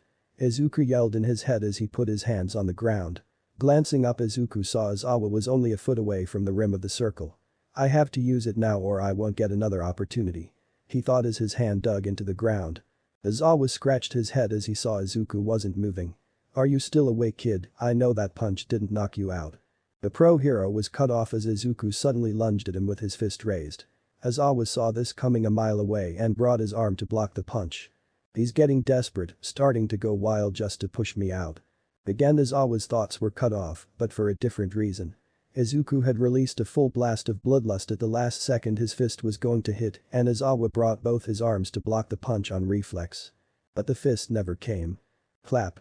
As Izuku's fist was about to hit, the teen pulled his hand back at the very last second before clapping his hands right in front of Aizawa's face, making the teacher flinch from the surprise and sand being thrown in his eyes. Not missing an opportunity, Izuku slammed his fist into the pro hero's exposed stomach. The pro hero clicked his teeth as he stomped his foot back and was easily able to throw Izuku off to the "Oh, you out." Aizawa froze in place at Yoi Rosu's voice. Glancing back, the teacher was surprised that the very back of his foot was out of the circle he made. Izuku pushed himself off the ground and looked up at the pro hero with a big grin on his face. "Looks like I got you out, Mr. Aizawa," Izuku said while panting for air as sweat dropped down his face. The whole class looked shocked before they cheered for Izuku, except for Bakugo whose mouth hung open. He did it, he did it. Achako cheered with Tsuyu. "Congratulations, Izuku." Iida cheered as he rushed to his friend. "Man, that was so manly." The teen with red hair nearly cried. Aizawa was still looking at his foot that was outside the circle he made. He honestly didn't expect the young teen to be able to push him out, be it with brute force or some other trick. That didn't mean he was going to expel him. Izuku already proved himself by coming in ahead out of most people in the whole class that had quirks, even though he didn't. Not only that, he seemed to be quite skilled in hand-to-hand combat than most TS students the pro hero had seen. He just wanted to see how far Izuku could go if push came to shove. The last thing he expected was for Izuku to actually push him out of the circle with nothing more than a clap of his hands. "This kid," Aizawa said slowly as a grin crossed his face. Bakugo, however, looked shocked. He just saw the weakest kid he knew bested a pro hero without any tools or quirk, just skill. But that was imposed by the Bible. Quirkless people can't beat a hero with a quirk. It was impossible unless he did have a quirk. "Deku," Bakugo roared as he blasted his way to the tired teen. "You have a lot of explaining to do, shitrag." The green-haired teen pushed himself off the ground and raised his arms, ready for anything. But before Bakugo was even 10 feet away from Izuku, his blast suddenly stopped while he was in midair. What the fuck? Then wide S-carves wrapped around his body, keeping him in place. "Shit, this cloth. Why is it so hard?" "It's my special capture weapon, a steel wire alloy woven with carbon nanofibers." Aizawa explained with an annoyed expression on his face. "Geez, don't make me use my quirk so much, I have got dry eyes, damn it," he said, looking really peeved now. "His quirk is amazing, but it seems a waste on a guy with dry eye," was the collective thoughts of most of the class. "TCH," Bakugo said while he was let go, glaring at Deku who held his gaze. "He should have been nothing more than a pebble in my path." After a few minutes, the whole class gathered around Aizawa again as he gave the results of 8 trials. In 1's T place was Momoyoi Rosu, practically made it into the top 5 every single trial with her quirk. Izuku smiled when he saw he was in 7th place. Not bad for a quirkless teen in the hero course. And in last place was Minoru Mineta, who only did well in 1 trial but poorly in the others. Mineta started to sweat as he turned to Aizawa. "Am I going to be the shout?" Teen couldn't even finish his sentence as he shook hard. Aizawa shook his hand. "You made it in, but barely. You're on a short leash now, kid, so don't start slacking off," he said, nearly making the kid cry in relief. "Midoriya, head to recovery girl to take care of those bruises," he said as he handed the teen a paper slip. But that said, Aizawa started to walk away. Izuku turned to his friends and gave them a smile. "Looks like we survived today," he said, getting a shaky laugh from everyone. "It's not every day I see you look impressed, Aizawa." The pro hero turned to the side to see All Might himself in his muscular form and a yellow suit. "Oh, it's All Might. So you were watching, I take it," Aizawa said, not even fazed. "You must be free then." The number 1 hero had a small laugh at that. "You know, it's a little surprising to see you not expel a single person. Given that you expelled an entire new class of 1st graders last year. You kick kids out without a moment's hesitation if you judge them as having 0 chance," the hero said with a huff. "I was worried when you pulled Midoriya aside. I thought you were going to expel him for being quirkless, but instead you gave him a chance to prove himself and show you what he's made of. You too felt Midoriya's growing potential." That seemed to catch the scarf-wearing hero. "You too," Aizawa said as he glanced at All Might. "So you have his back, right?" he said slowly, making the hero pause. "Normally that'd be against your teaching style, which makes me wonder how a kid like him caught the number 1 hero's attention." All Might was silent for a long moment before he sighed. 10 months ago I met young Midoriya. He asked me if someone quirkless could become a hero. I said no." All Might said in a low tone, making Aizawa look at him. He then told me that he would prove me wrong and become a hero anyway. He said with a small laugh as he remembered Izuku's determined face. Then during that slime villain incident he leapt to save someone without any hesitation, while the other heroes were waiting for someone with a better quirk. He got that person out and would have stopped the villain if I hadn't stepped in. He proved me wrong the very same day he told me off. Izawa absorbed the information All Might said before turning forward. Quirks aren't everything. Just because someone might have a useful quirk doesn't mean they have the skills and mindset to be a hero. Imagine if an idiot had your power, they caused more damage than good. He said, making All Might stiffen slightly, though Izawa hadn't noticed that. Midoriya seems well trained with a bow and sword, and his body is in peak physical condition. I just wanted to see how well he could do without his weapons on hand. He said as he started to walk away. I can kick out anyone whose chances of being a hero drop below the 0 mark at any time. It's not a cruel thing to end the half-ass chazzing of a dream that will never happen. He said as he walked away. All Might gave a small laugh at that. So that's your brand of kindness, is that Izawa? However, All Might gave a small sigh as he looked towards Izuku, seeing him talk with his friends, making him smile. You gave him a chance to prove himself before deciding his worth. He said before he walked back to the school before anyone noticed. Izuku sighed as he came from Recovery Girl's office. He had nothing serious other than a few bruises and SC rapes, but that healed in an instant thanks to the hero's quirk. Izuku was currently heading to Izawa, hoping to catch the hero before he left. Hey Izuku. The teen turned back to see both Ichako, Iida, and Sai walking towards him. Well, if it isn't Infinity Girl. Izuku said in a joking voice, making them raise an eyebrow. Infinity Girl? Ichako asked while tilting her head. Izuku pointed to her with a smile. Because you were the only one to get infinitely in any of the 8 trials. Ichako rolled the name on her tongue a bit before she smiled. I like it. She said, giving everyone a small laugh. Are you well, Izuku? Iida asked while raising his hand. The teen smiled and nodded to them. Yeah, don't worry, he had a few SC rapes and bruises. Recovery Girl healed it all easily. Ichako put a hand over her heart and sighed. I was so worried during your fight with Izawa. He was so skilled. Yes, it looked like you were going to run out of time before you pushed him out. Sai said before a smile crossed her face. But I am glad to see you got to stay. She said, getting a smile out of Izuku. So where are you heading now, Izuku? Iida asked with more hand movements. The teen threw his thumb behind him. I need to see Izawa about something important. It might take a while, so you guys go on without me. He said, getting a nod from them. Just as they were about to walk, Ichako had a thoughtful look on her face as she turned to Izuku. Hey Izuku, I was wondering about something. She said, grabbing everyone's attention. Why does Bakugo call you Deku? That made the teen snort. It's an insult he came up with when we were about 4. It means someone who can't do or won't achieve anything. He used to call me defenseless Izuku, but that was too long, so he started calling me Deku for short. He said with a shrug.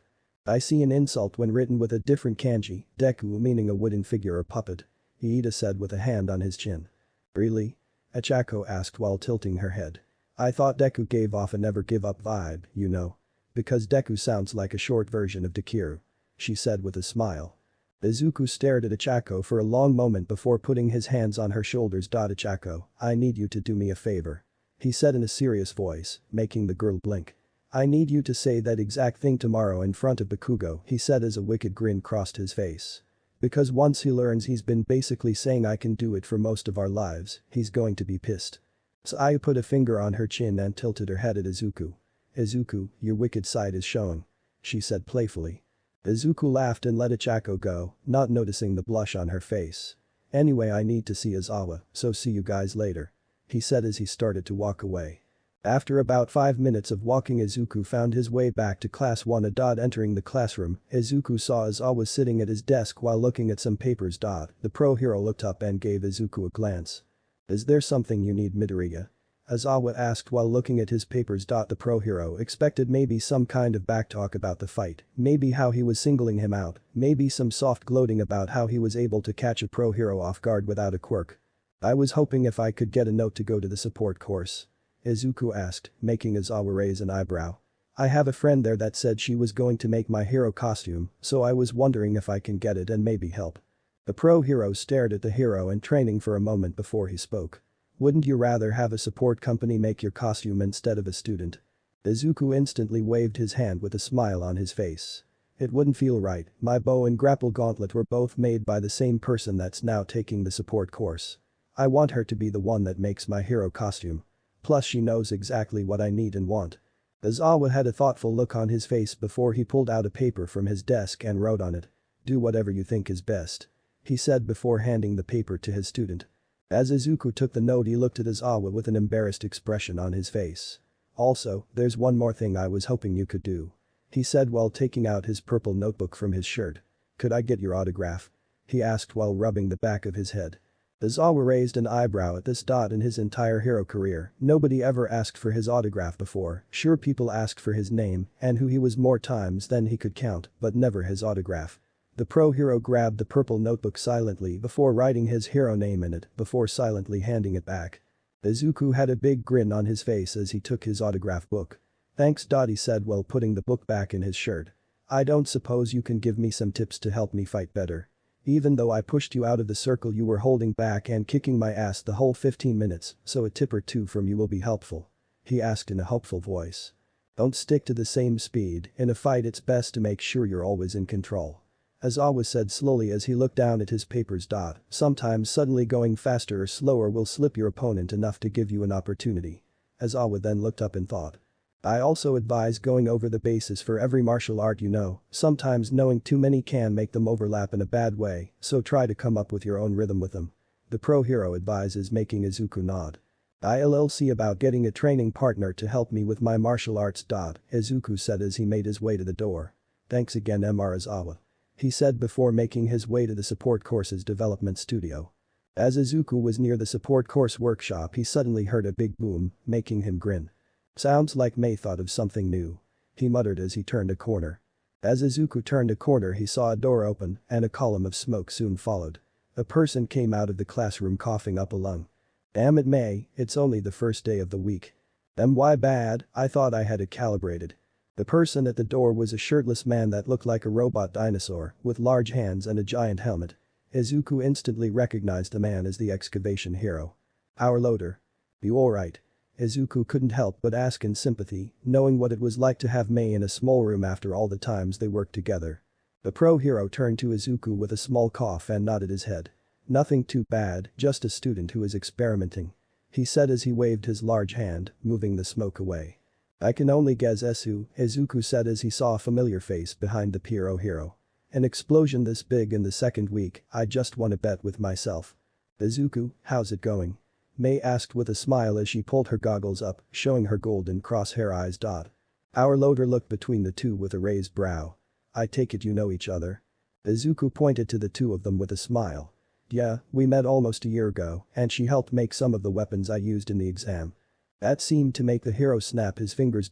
"Now I recognize you, you're the kid that came in first place in the entrance exam." "Yup."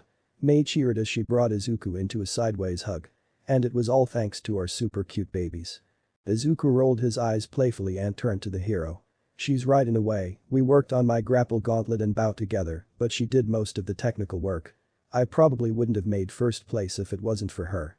Izuku felt no shame sharing his achievements with his friend, in fact it felt all the more important to him.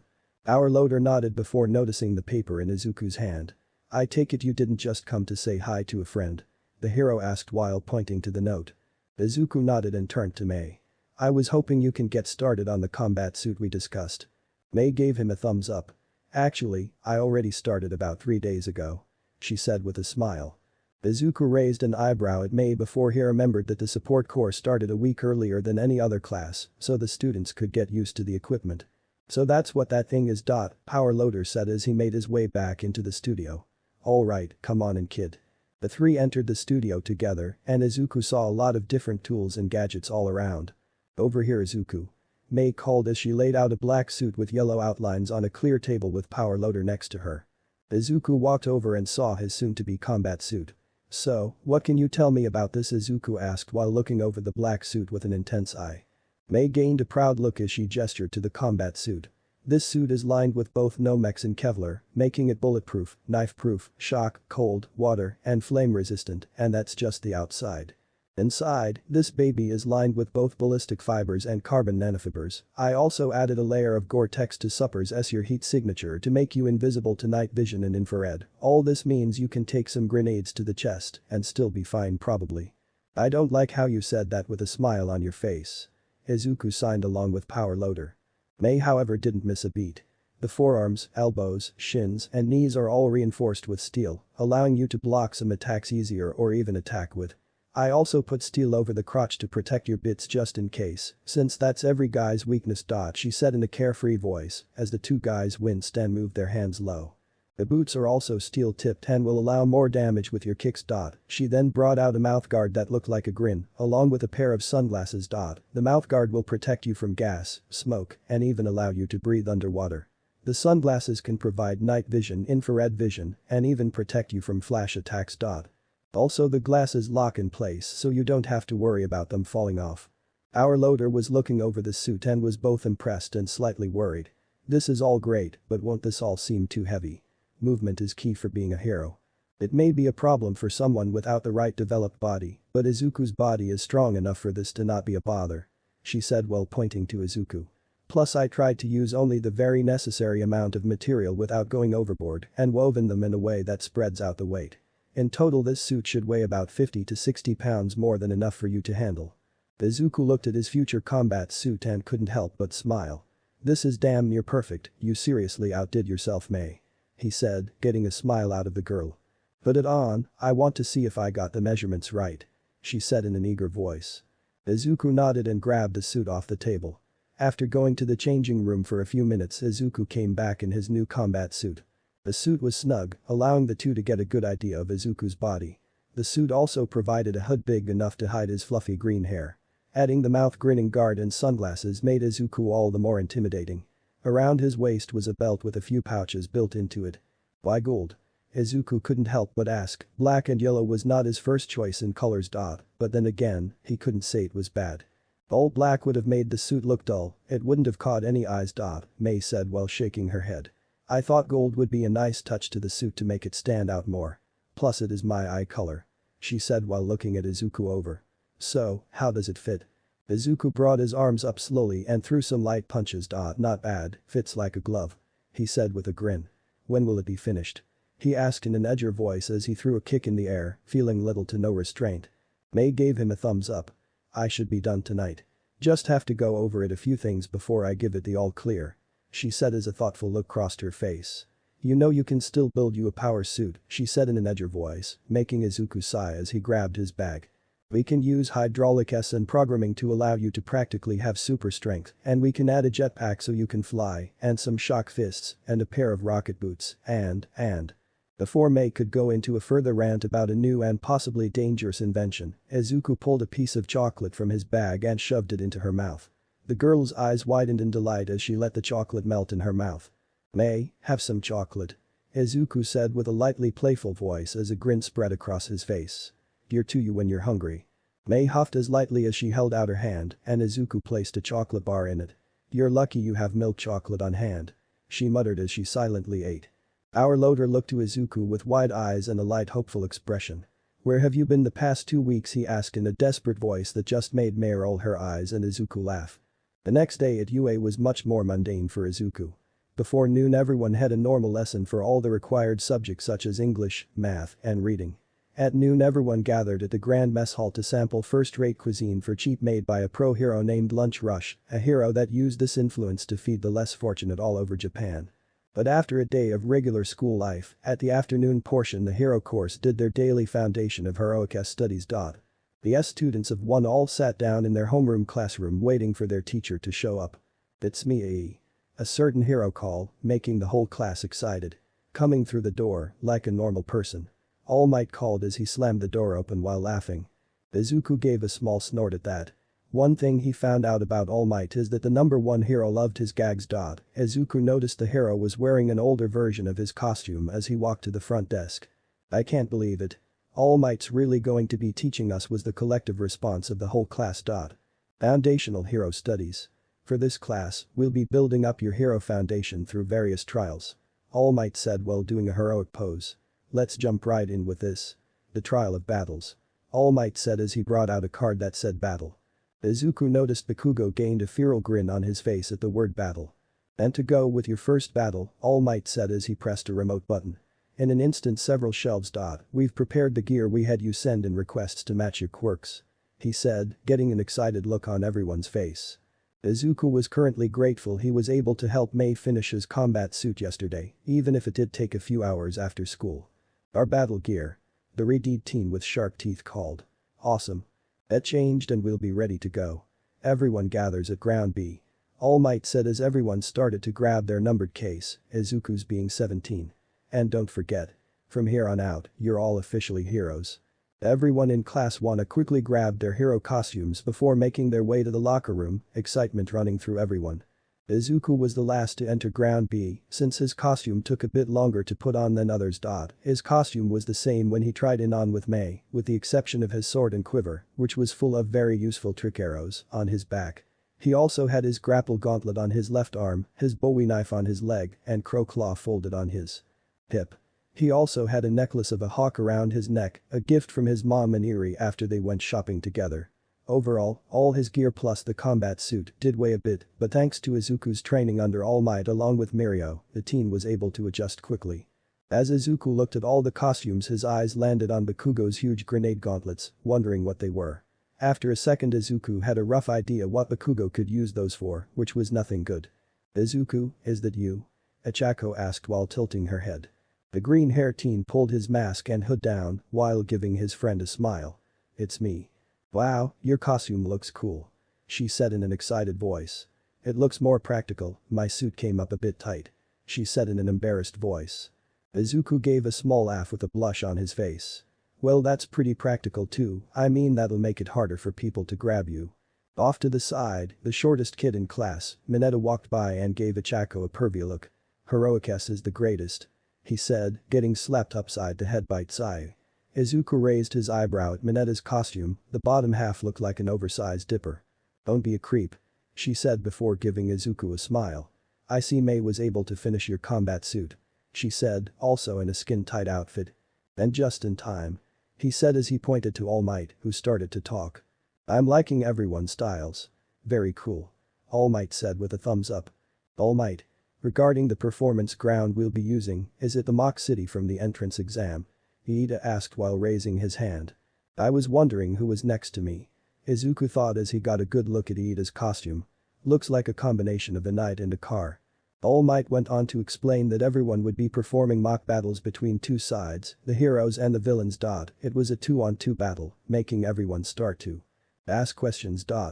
"So how do we determine who wins and loses? Is it okay if we blow them away?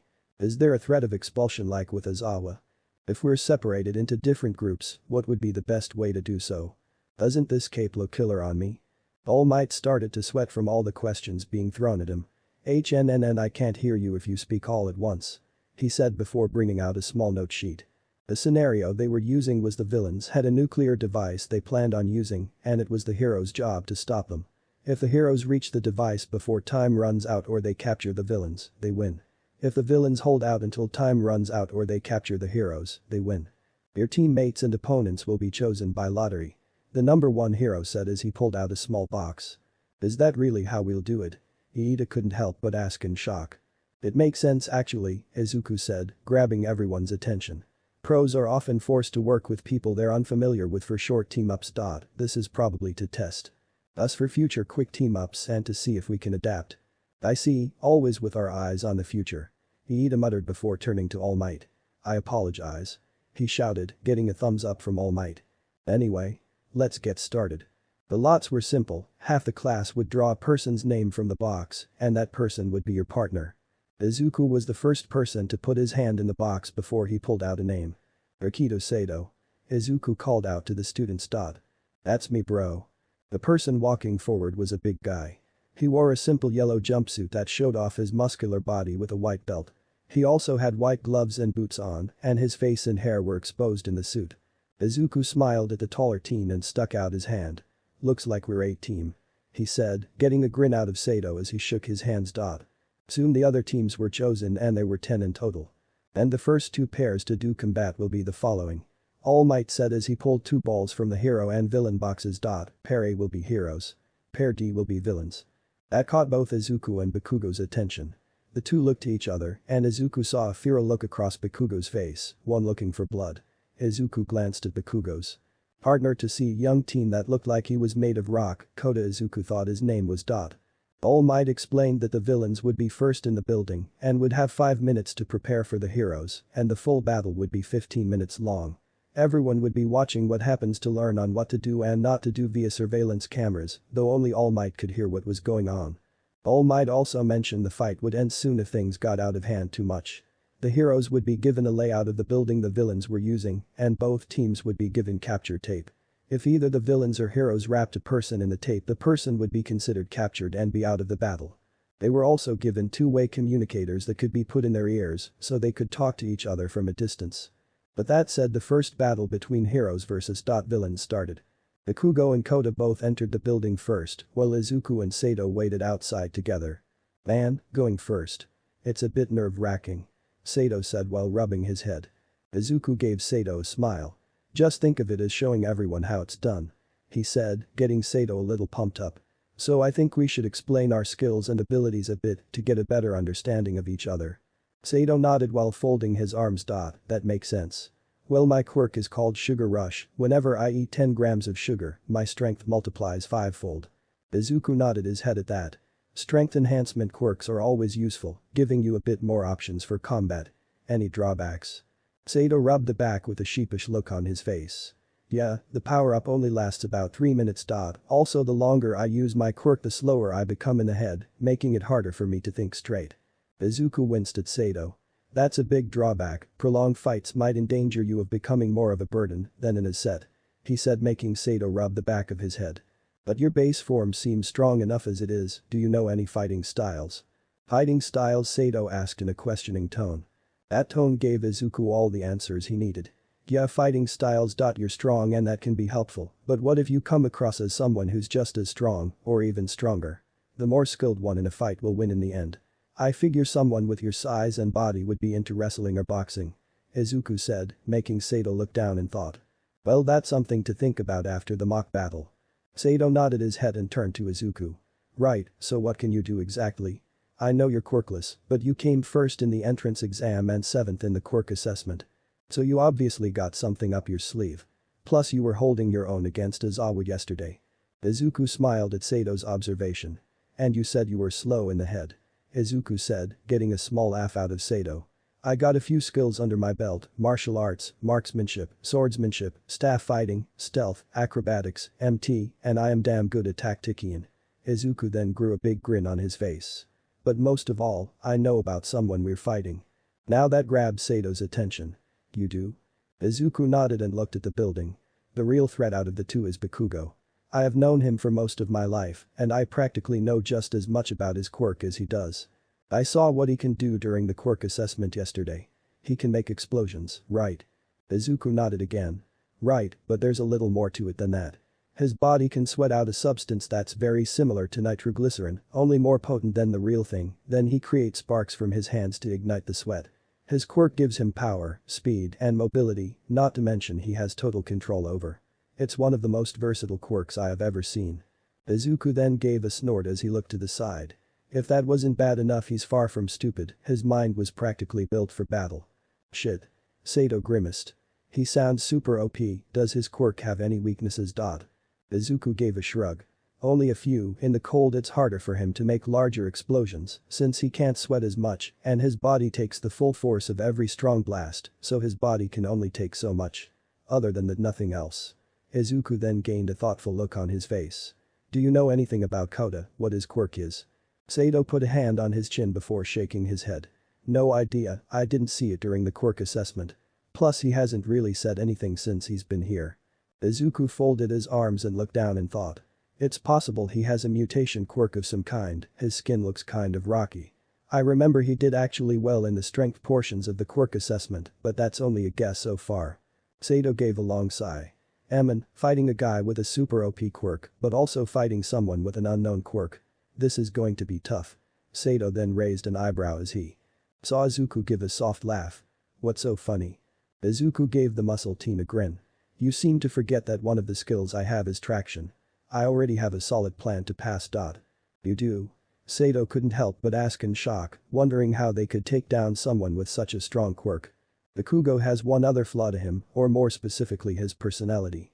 Izuku said as he turned back to the building.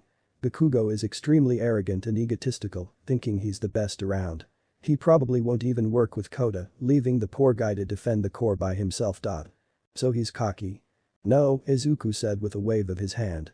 He's far from cocky, he always takes every fight he's in seriously. What I mean is he follows his emotions more often than not. You piss him off enough, he'll either slip up enough for you to hit him with an opening, or he'll hit you with the full force of quirk without any regard to his opponent. A wicked grin then crossed Izuku's face. He'll try to start a one-on-one fight with me, you can say we have some old business to settle. Really? Sato asked while scratching his head. So what should we do? Izuku kept the wicked grin on his face as he turned to Sato. Here's what we're going to do, he said as he started to explain his plan. After the 5 minutes, All Might gave the go-ahead and the two teams started to move. All Might, along with the UA students, were all watching the fight in an observation room. The pro hero had a clipboard and pen in his hand as he kept his eyes on the screens. Midoriya, my boy. Here you're just another student to me. So don't expect any favoritism, though knowing you, you probably never thought I would in the first place. Look, something's happening.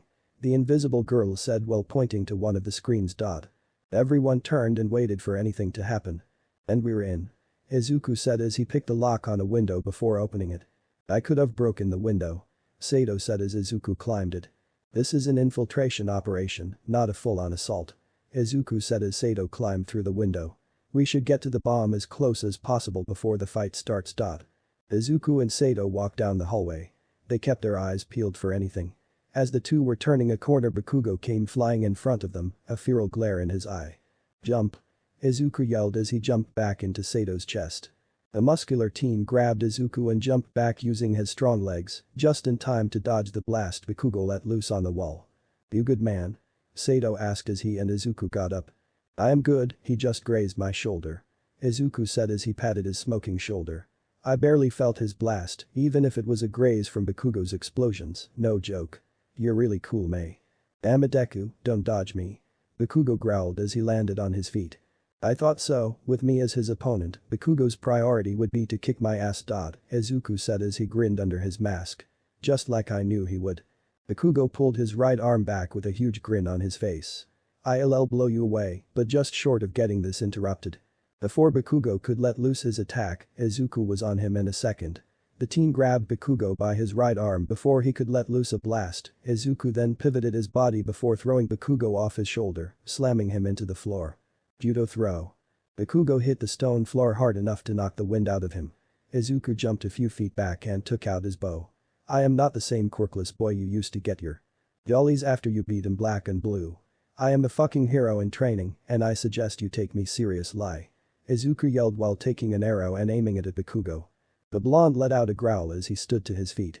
Now I am really pissed off. Bakugo roared. I know. Izuku thought with a grin. Sato, go on ahead, I'll hold him off. Izuku called while glancing behind himself. The muscle teen nodded before bolting around the corner. You don't have a margin to look away, Deku. Bakugo called as he blasted towards Izuku. Izuku let his arrow fly, but Bakugo used his quirk to dodge it. Once the blonde was close enough, he sent a strong kick to Izuku's head. The green-haired teen saw the kick coming a mile away and ducked under the kick at the last second.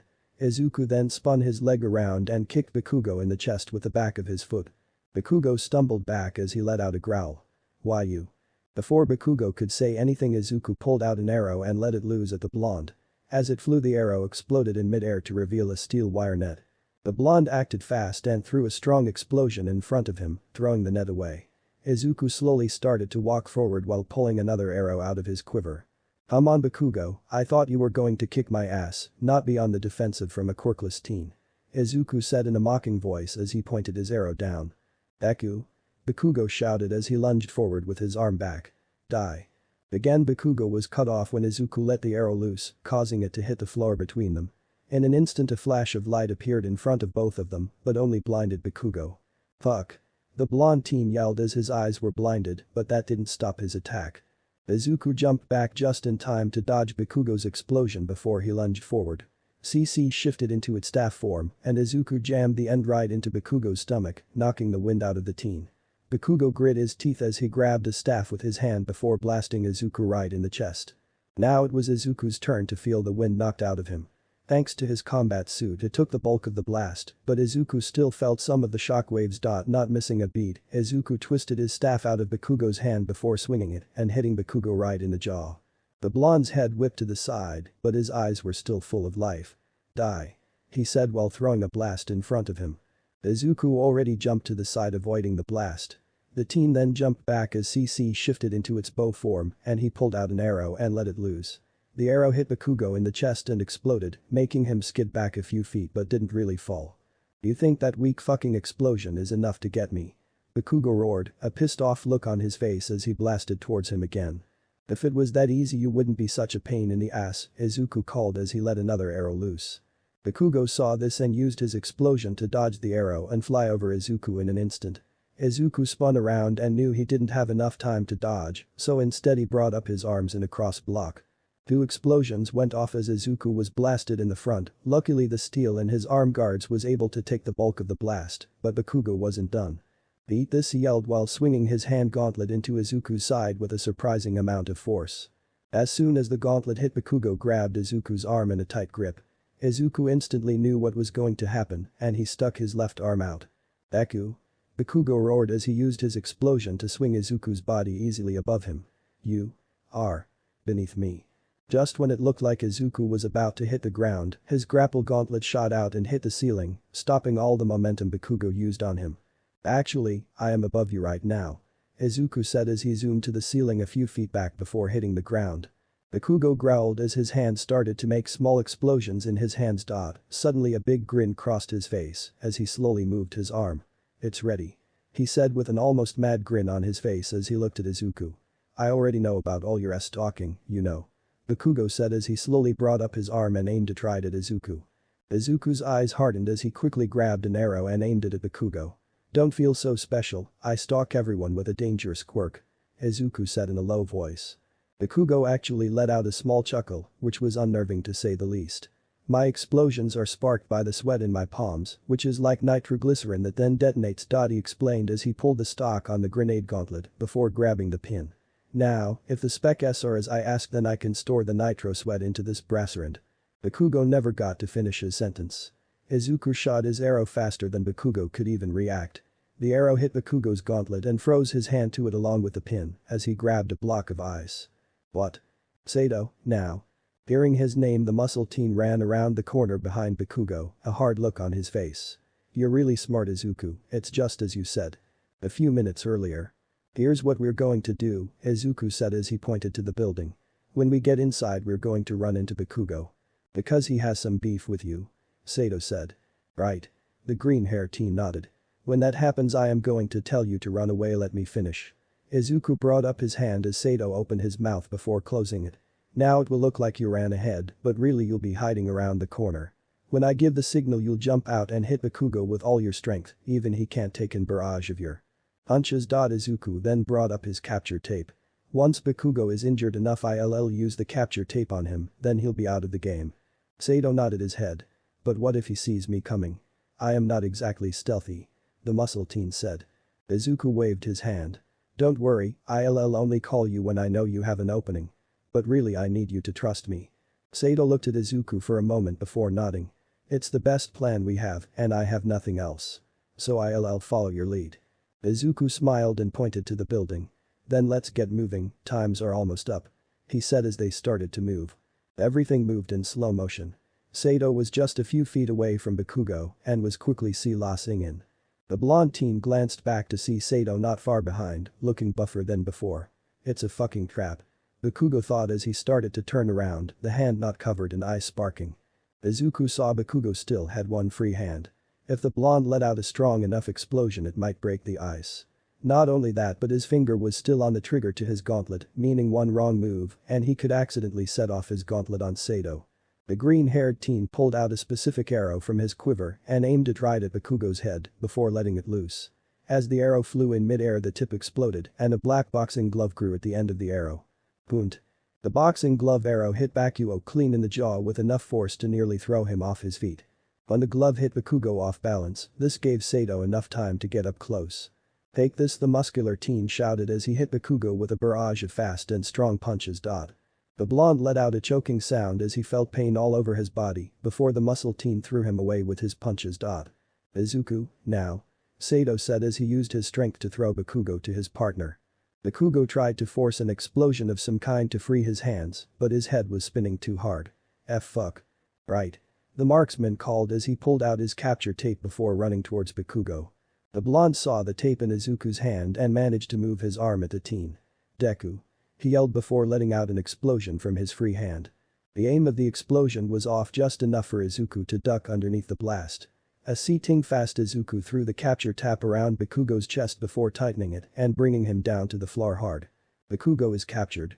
All Might called from their communicators. Bakugo was frozen in place, his eyes were wide as disbelief washed over him. He was beaten by a quirkless nobody and a fucking muscle brain. He was beaten by Deku. Izuku sighed as he let go of the blonde, falling to the ground with a soft thud. "Let's move," Izuku said simply to Sato, who nodded as the two started to move. "Why?" Izuku stopped in place at the sudden question, making Sato stop as well. Glancing back, Izuku saw Bakugo looking at him with a frustrated look on his face. "Why is a quirkless nobody able to beat me? You're not special, you don't even have a quirk," Bakugo yelled as he glared at Izuku. "Why are you always looking down at me?" Izuku stared at the blonde for a few moments before he spoke. "I never once looked down at you, you fucking idiot," he said with such bluntness that it actually made All Might himself trip. "You're one of the most talented fighters I have ever known and you're an expert in using your quirk," he said before he glared at the blonde. "I just hate your personality. How you shit on anyone trying to become a hero, calling them pebbles in your grand path. You hated me since we were 4 just because I wanted to be a hero, and in your close mind, you didn't see that was possible, so what did you do? Bully me for about 11 years, even testing your quirk out on me." Izuku then turned his back to Bakugo as he started to walk away. "I hate you as a person, Kaken," Izuku said as he and Sato turned a corner. "But I admire you as a warrior," he said, leaving a shell-shocked Bakugo. Inside the observation room, All Might had a slightly bigger smile on his face than before. At first, he thought Izuku was going to use his skills to get even with the person who bullied him for most of his life. Yet instead the green-haired teen's mind was only in the game. And not on settling scores. All Might was also glad Izuku was able to stop Bakugo from using his gauntlet. The damage it would cause could have destroyed the building or even killed Izuku. The pro hero felt no shame giving the score he thought was best given the situation. All Might then looked at another screen and couldn't help but feel a twinge of pity for Bakugo's partner as he looked to be panicking. Kota was panicking. Bakugo left him to guard the bomb as he left to go after the heroes. The blonde also threatened Kota, saying that if he left he would kill him. Now Bakugo was out and both heroes were heading his way. If they could take out Bakugo, how was he supposed to win? "I need to do something," Kota yelled in his head as he tried to stop shaking. "I can't just let them come here and take the core." Slowly Kota brought his hands down from his head and started to make his way to the open window. Taking a shaky breath, Kota thought of only one thing at the moment. Plus Ultra. "MMY Animal F friends, come to my aid and help me protect the core." Izuku stopped in his tracks and looked up, making Sato stop as well. "Is something wrong?" Sato asked while following Izuku's eyes.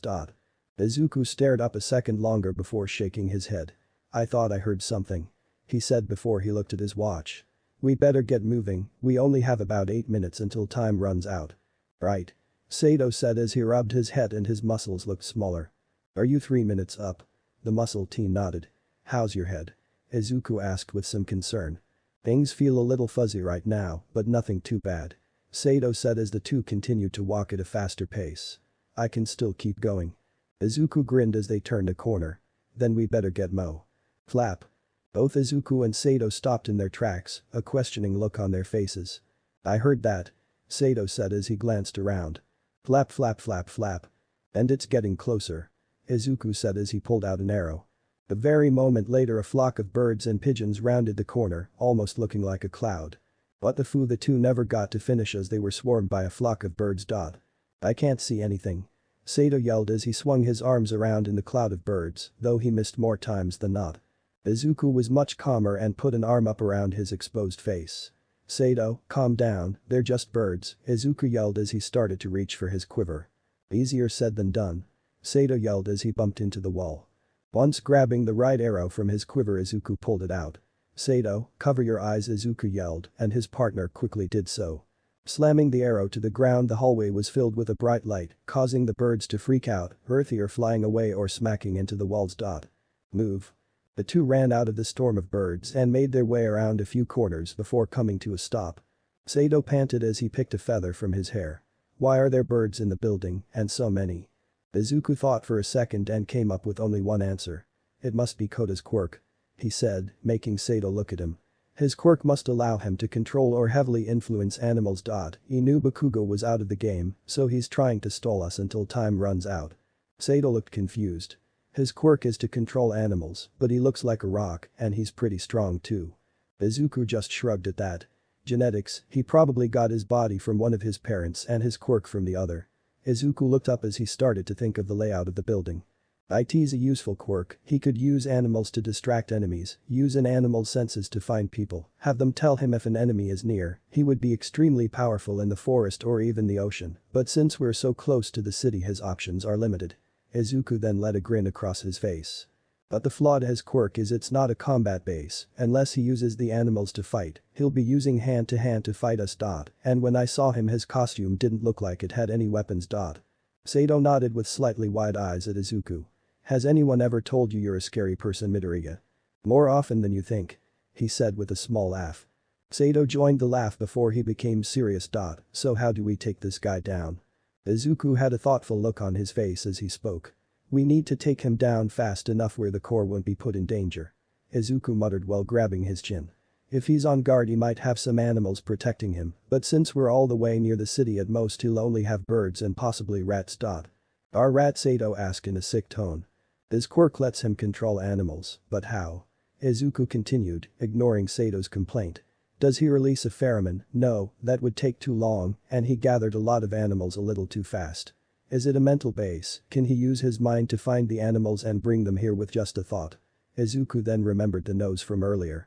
Sound base maybe, use his voice to create a link to the animals and control their mind, like Shinso. He muttered as a grin crossed his face. If that's the case, I have just the thing for that, he said while pulling out an arrow. Sato looked at the arrow for a long moment and didn't really see anything special about it. Then again, Izuku hasn't been one to disappoint yet. So, you have a plan? Sato asked while Izuku nodded. Yeah, can you put someone into a chokehold? The marksman asked, making Sato raise an eyebrow. Koda was fidgeting like crazy as he stood 20 feet from the only entrance of the core room. He used his quirk to call all the animals in the area to help, unfortunately his helpers were limited to only birds and rats, which he was afraid of. The rock-like teen was keeping his ears sharp for any noise he heard. He didn't have to beat Midoriya and Sato, even though he knew he couldn't, he just had to stall them long enough until the time ran out. Suddenly one of the rats squeaked, grabbing Koda's attention. What, you hear something? He asked in a fearful tone. Not even a second later both Izuku and Sato came running into the core room, Izuku with his bow raised. Koda took a step back in shock but started to open his mouth. Jigomae. The rocky teen never got to finish his sentence as Izuku fired the arrow as it hit the ground right in front of Koda.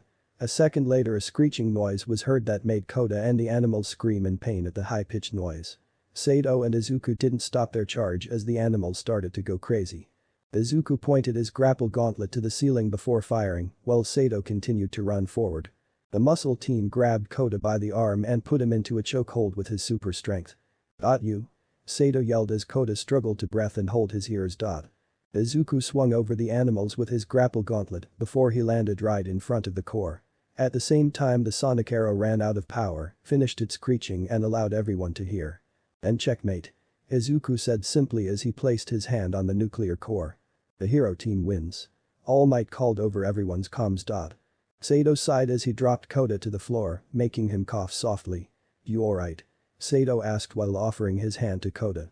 The rocky teen looked a bit surprised but nodded to Koda. Izuku smiled at Sato and Koda, both were pretty good at being heroes, but just like him, they had a long way to go. Izuku then reached into his ear and pulled out a pair of earplugs. Good thing I had an extra pair for Sato. A few minutes later All Might came to take them to the monitoring room. The entire time Bakugo was quiet with an almost destroyed look on his face as his hair shaded his eyes. The MVP in the match was young Midoriya. Well, it seems kind of obvious since his team won. Sayu commented. But there's more to it than that. The pro hero said as he looked at the other students. Who knows why he called out. Momo raised her hand as she calmly closed her eyes. It is because Izuku was the one to come up with a solid plan to counter Bakugo and Kota. She said as she glanced at the 8 team. I assume with Izuku's movements and Sato reaction that Izuku was the leader. Sato nodded while giving a thumbs up. Yup, Izuku was the one to come up with every plan we used. He said, making Izuku blush a bit. Then I was right, Izuku was the one to take this the most seriously and have an almost professional reaction to the situation. When he faced Bakugo, I believed the two were using the mock battles as an excuse to settle a grudge, but Izuku only played along and used Bakugo's anger to lead him into a trap where Sato used his strength to incapacitate Bakugo before Izuku used the capture tape. When the flock of birds attacked, it was Izuku who reacted first and came up with a plan to easily stop Kota without endangering the bomb. That's not to say Sato and Kota performed poorly. She said, making the two look up. Sato went along with Izuku's plan and executed them to the best of his abilities. Kota, despite losing his partner very early on, used his quirk to protect the core and stall the heroes as long as he could. If he had done so before Bakugo was captured, he might have had a better defense. Bakugo on the other hand seemed more interested in hurting Izuku than actually protecting the core and capturing the heroes, considering he let Sato go without even batting an eye and he was caught off guard while he was monologuing about his powers. Bakugo also didn't work with his teammate and went off without even forming any plan of sorts. Also, from what I learned about those gauntlets of his, he can use them to release a powerful explosion that could level the building, and he was going to use that while a nuclear device was in the building. Izuku is the MVP because he was the most calm, he came up with a strategy to win, and he was the one treating this like a real battle instead of a game. Momo finally finished, creating a stunning silence. All Might stared at the girl for a long moment as he shook and sweated slightly. Holy shit. She got it all down, and in one breath. All Might thought as he brought a shaky thumbs up. Well, said young Yaoyorozu. All C correct. Momo let out a small breath of air. We should always start our studies with what's familiar. And if we don't cheer each other wholeheartedly, then we'll never become top heroes. She said in a firm but prideful voice before a questioning look crossed her face. But there's one thing that confuses me. She said as she turned to Izuku. Midoriya, that last arrow you used on Bakugo. My boxing glove arrow? So that's what you call it. She said while tilting her head. What is the purpose of such an arrow? Surely you have other arrows that are more effective. Because sometimes I want to punch something that really far away. Izuku said with a small grin as he folded his arms. Don't underestimate the boxing glove arrow, I am firing that thing with a bow that has a pull weight of 250 pounds. 250 pounds, how are you pulling that with one arm? Was the collective response of the whole class, even Bakugo looked caught off guard. All Might cleared his throat, grabbing everyone's attention.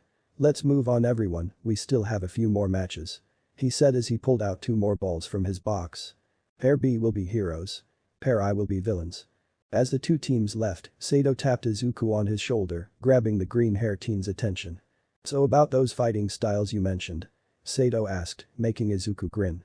The rest of the day mostly consisted of the next 8 teams facing each other and showing off their abilities and skills. Izuku saw every quirk of Class 1 and put them in the back of his head if he ever needed to use it later. The very noticeable quirk was one belonging to Shoto Todoroki, who used his quirk to not only freeze the building in seconds, securing the bomb easily, but also melted all the ice in seconds as well. From what Izuku observed, Shoto could freeze things with his right half and burn things with his left half. It also looked well trained to the point it was extremely powerful. Bakugo was silent for the rest of the class, looking like his soul was crushed.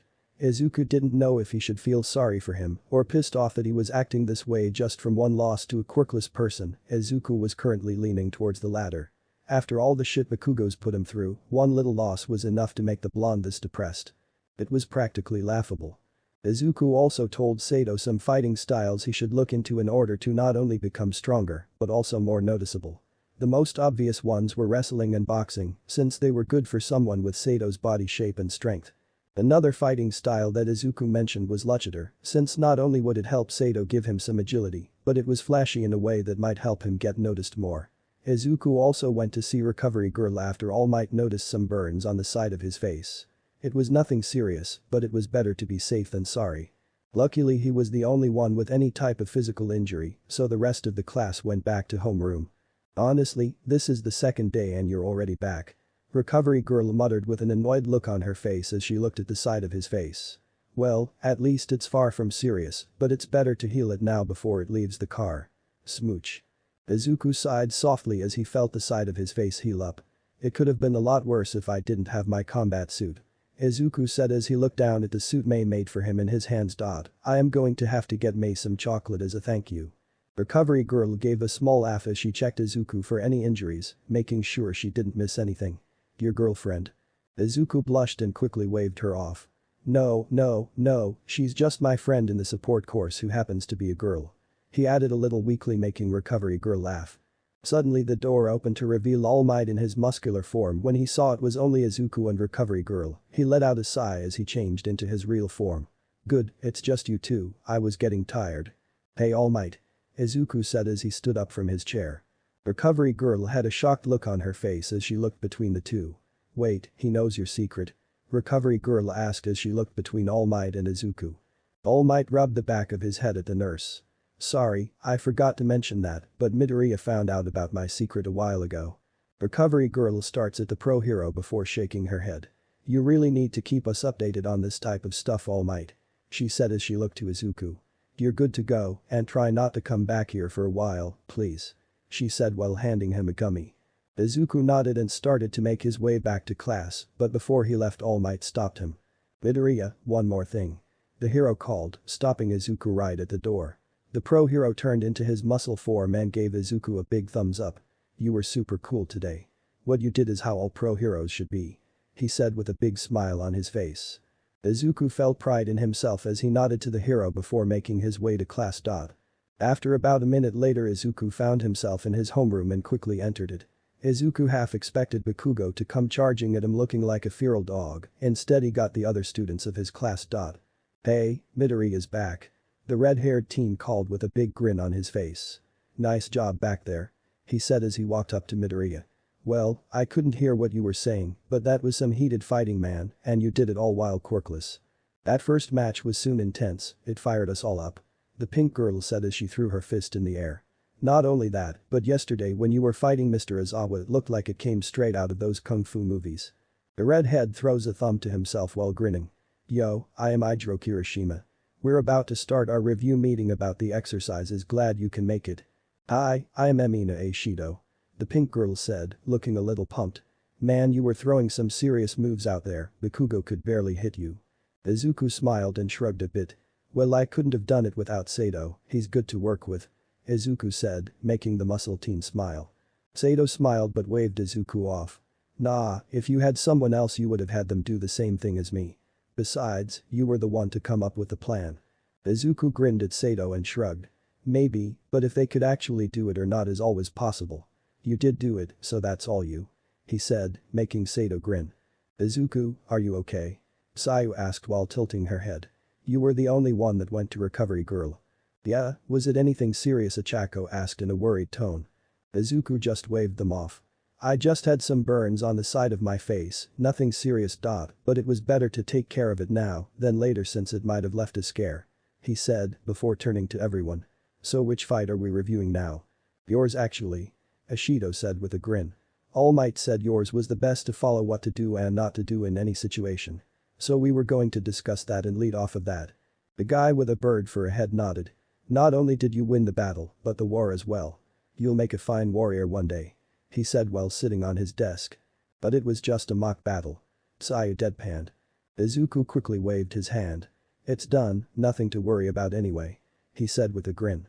Except for the fact Bakugo was going to use some kind of super move to not only blast you away, but apparently the whole building. Ashido also deadpanned. Momo gave us the rundown on how his gauntlets work. And they sound scary for a guy like him. Izuku gave a weak laugh at that. Well, you're not wrong there. Iida threw his hand into the air before he spoke. I believe it is time we discuss the battles that took place, starting with Izuku and Sato vs. Bakugo and Kota. He said before. Throwing his hand to the bird head teen. And please stop sitting on your desk, this is a professional school. He said, making the bird teen roll his eyes. Iida started to lead the discussion in a very technical way that it was a little hard to follow at first, but everyone got the hang of it. As Izuku listened, he glanced to the side and saw Bakugo still had that depressed look on his face. And that both pissed Izuku off and made him slightly worried. After school finally ended, Izuku watched Bakugo be the last one to leave class in a slow shuffle, with Izuku not far behind. When the two were outside of the school, Izuku had finally had enough. "Hey Kakin." The blonde stopped just at the school gate as he glanced back. "Ah. So you lost the mock battle pretty badly, huh?" Izuku said with a grin on his face. Bakugo growled but didn't say anything. "And it was to the guy you said was worthless for most of your life," Izuku added. But you know what they say, Bakugo?" Izuku asked, getting the blonde's attention, though he didn't turn back. "When you fall off that horse, you get right back up and you eat that horse. Come eat that horse with me, Bakugo." "What the hell are you talking about?" Bakugo asked with a completely confused look on his face. Izuku also looked confused as he sighed and rubbed his face. "I don't know. I was trying to think of a motivational speech and I was using a horse as the base, but then I felt hungry and it honestly all got out of hand." Izuku sighed before he— "What? You heard me?" Izuku said as he walked up to the teen. "You lost, felt humiliated, losing to the one person you busted on for years because of your own petty mind after everyone for most of your life been telling you how good you are," he said as he walked right up to Bakugo and looked him in the eye with a glare. "Cry me a river." Izuku scoffed. Bakugo grit his teeth and squeezed his hand hard. "So you came all the way here just to rub it in?" "That's not how I roll and you know that." Izuku cut off Bakugo before he could finish his sentence. "Look at you, you look like you've been told you're quirkless, but no. You're so depressed only because you lost one match on the second day of school. I find it so annoying you're only acting like this because you lost to me, like you didn't think for one second you could lose to me, despite me getting first in the entrance exam and facing Aizawa. You didn't even think for a second you could lose to me, did you, you arrogant as s. Izuku deadpanned, he then let out a sigh. "Fuck, it's hard to pump you up when you're this much of an asshole," he said, making Bakugo click his teeth. "Why are you even here?" the blonde asked as he shoved his hands in his pocket. Izuku shrugged. "Giving you a taste of reality, you know, the stuff you've been trying to tell me for most of my life on how a quirkless nobody can never be a hero," Izuku said while imitating Bakugo's voice. "You're going to lose a lot more, Bakugo, because I am no longer chasing you, I am running right next to you," Izuku said as a big grin crossed his face. That seemed to make Bakugo slowly turn around. "That's what you think?" Bakugo shouted as his hair covered his eyes. "Today you beat me as SC clown. That's all there is to it," he shouted as he grabbed his head. "But not only you, but that ice guy. I thought he was nothing but fuck. What that ponytail bitch said really sunk in." "Hey, no need to insult people like that." Izuku waved down Bakugo's insult. "Let's just keep this between us. Izuku actually liked Momo a bit, she was a nice girl who wanted to help her classmates. Bakugo ignored Izuku and continued to rant. "From here on out. From here on out, you listening?" Bakugo shouted as he lifted his head up and looked Izuku in the eyes. "I am gonna be number one," he shouted at Izuku before turning around and walking away. "And don't you dare get the idea that you'll ever beat me again. Fuck." As Bakugo walked away, Izuku sighed as he rubbed the back of his head. "Well, that went better than I expected," he muttered as Bakugo walked out of sight. Izuku suddenly felt a rush of air next to him and All Might suddenly appeared next to him. "I was surprised to see you here," the pro hero said with a small laugh as he raised his hand in the air. "Much less helping young Bakugo." Izuku shrugged his shoulders. "It was just making me mad that he's acting this way just from losing to me, like something like that could never happen." All Might put his large hand on Izuku's shoulder. "Still, it was nice to help your friend." Izuku snorted at that as he started to walk away. "We stopped being friends a long time ago, All Might." That seemed to just make the hero laugh softly. "Even a bad friend is still a friend, Midoriya, and sometimes a bad friend can give you the push you need," the hero said in a wise voice. Izuku thought about that for a moment before he shrugged. "He's still an asshole in the end," he said, making the hero trip over his feet as Izuku continued to walk. "Also, am I the only one going to point out he was crying about the fact he lost to me? Like, come on, it's not that shocking I won, is it?"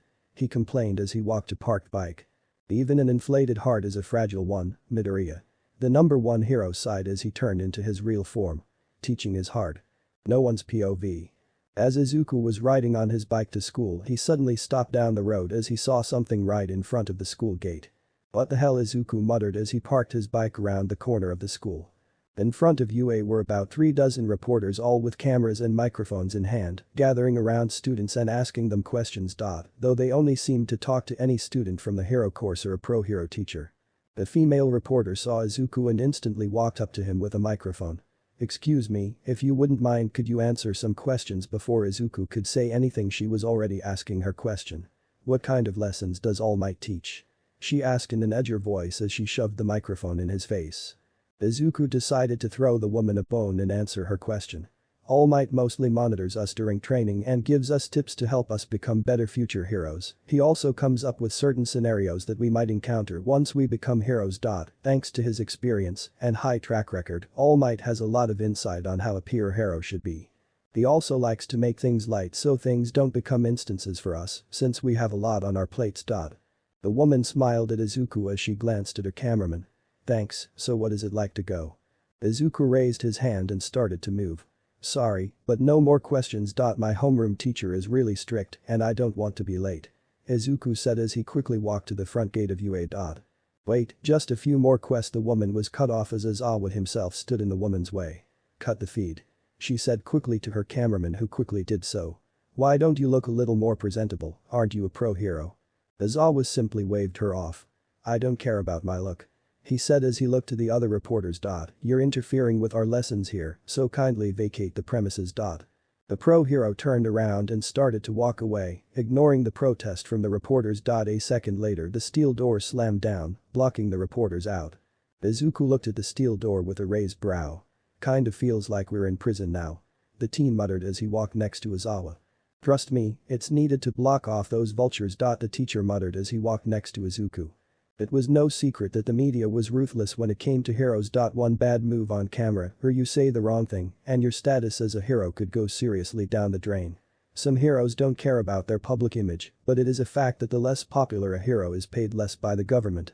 Izawa pointed to Izuku and looked at him with a lazy eye.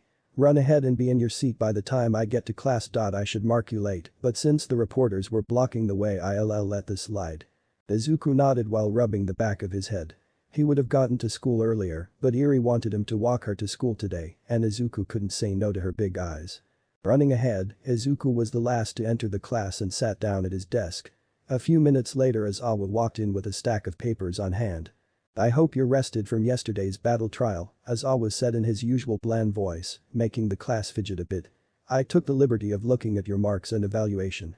"Bakugo," Izawa called, making said teen stiffen. "Stop acting like a 7-year-old. You didn't take the battle trial seriously at all, and we're only interested in settling your grudges. Leave that stuff for outside the hero course, you're wasting your talent." "I know," Bakugo said while clicking his teeth. "Hoda," the rocky teen nearly yelped in his seat as he shrank under Izawa's gaze. "You need to work out your confidence. Heroes need to show they know what they're doing, or else people won't trust their skill. You also need to learn how to act instead of just following. If you had called your animals as soon as the battle trial started, you might have stalled them longer. Also, communication is a common skill all heroes should have, so learn how to talk to your classmates. Understand?" he asked. Nod when Izawa sent him a light glare, Koda shakily spoke. "Why yes," he squeaked out. Sato, the muscle teen, nearly stood at attention in his seat as he heard his name. "Overall, nothing too bad," he said, getting a sigh of relief from the teen. "But you need to think for yourself more. Following others is okay, but if you can't come up with your own plans, then being a hero will be imposed Bible." "Alright," Sato said while rubbing the back of his head. "Midoriya," Izuku gulped slightly in his seat as he felt Izawa's gaze on him. The teen was still intimidated by the pro hero despite how much he admires his skill. Again, overall. "Not bad. You took the battle seriously and managed to get the bomb without endangering it," he said, getting a smile out of the green-haired teen. "But I would hold back on the talking a bit. It's not a bad plan to anger your opponent to make them slip up, but in some situations that can just endanger you or the people around you." Izuku nodded to Izawa while throwing a small salute. "Yes, sir." Izawa nodded before he looked at the rest of the class. "Before we continue, there's something we must discuss," he said in a serious voice, making everyone feel a little dread. "I am sorry to have to spring this on you all, but we need to pick a C-class president." Finally, something school-like. Everyone shouted at once with a sigh of relief. Izuku slumped against his chair with a sigh and a grin crossed his face. Being the class president of the hero course was no joking matter. It showed you have both skills in being ahead of everyone in class training to be heroes and a certain amount of dedication. That was the kind of thing that would follow a person when they become a pro hero and help them boost their career. Izuku, being class president, would be perfect if he was going to lead his own group of heroes one day. Oh, I want to be class president. Pick me. I want to do it too. My manifesto is president.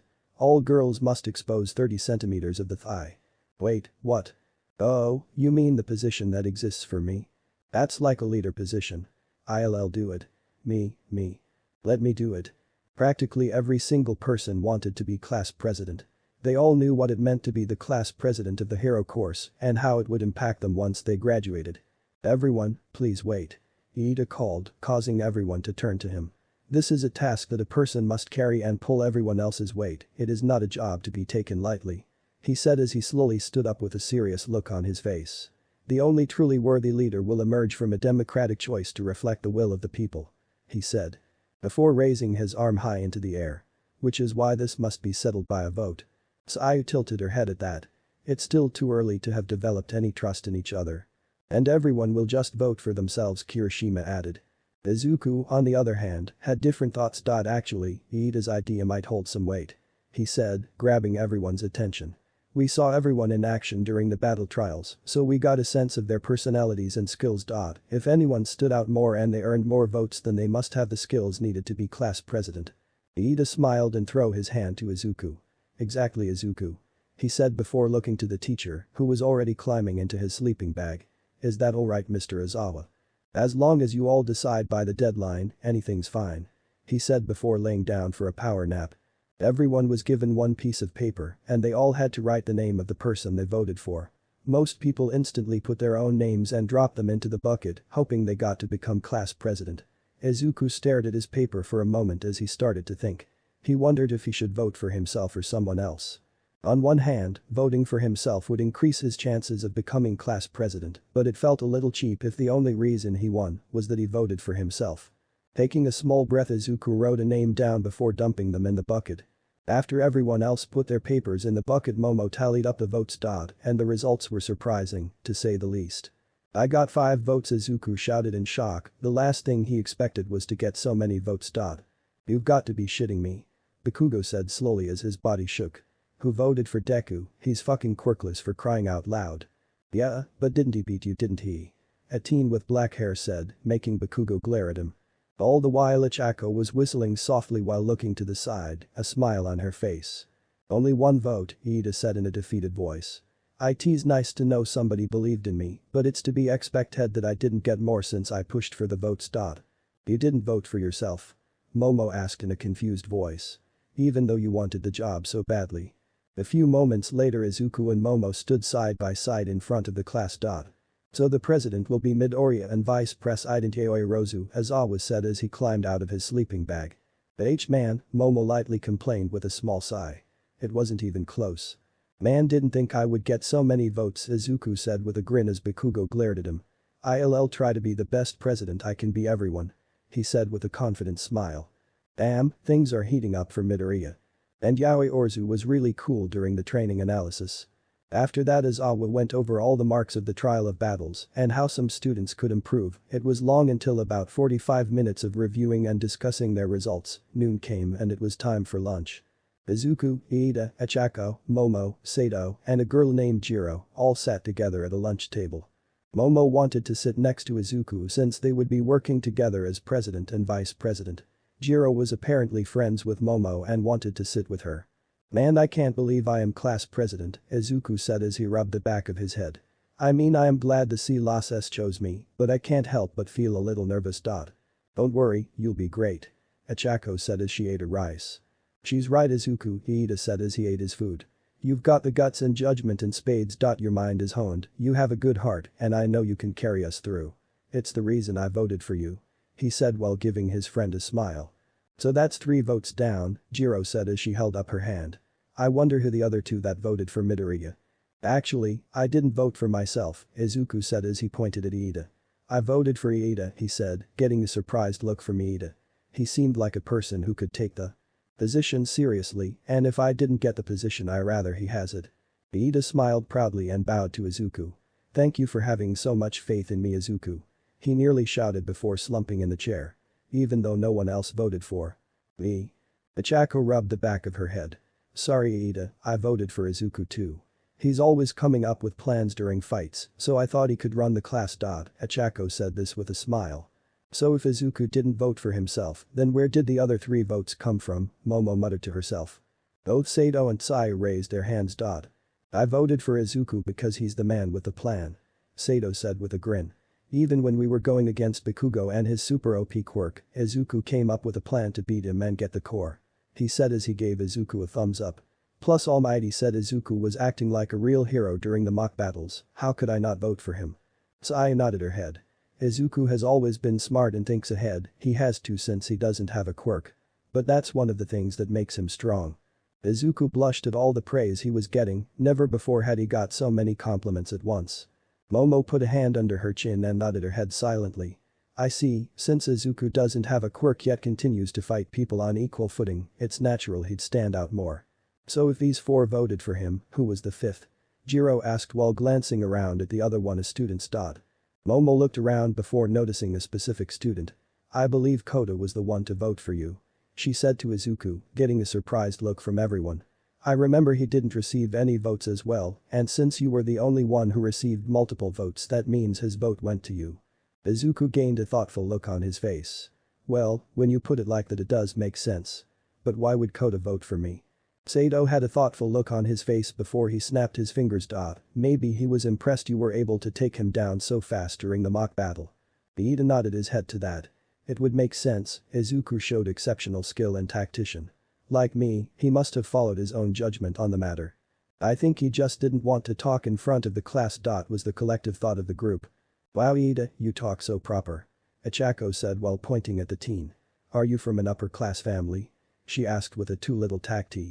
Upper class Iida asked a little shocked before looking away. I don't like it when it's brought attention to, but if I must talk about such things, then yes. I am from a family that's been in heroics for generations. I am currently the 2nd son. He said, getting a surprised look from everyone. Have you ever heard of the turbo hero Ingenium? Izuku's eyes widened as a grin crossed his face. Of course man. That's the super popular hero whose Tokyo office has hired as many as 65 sidekicks, he said in excitement as he connected the dots. You don't mean. You're quite knowledgeable, Iida said as he swelled with pride. But that's correct. And he's my big brother. He said, getting a shocked look from everyone at the table. Man, to think someone in our class was actually related to a hero, Jiro muttered with a small chuckle. I guess that explains why you're always so proper. She said before tilting her head. Actually, I think that's more on his own personality, Izuku muttered to her, making her pause before nodding. So you want to be a hero just like your brother Iida? Iida nodded with a smile on his face. Yes, my brother is known for following the rules and guides the people.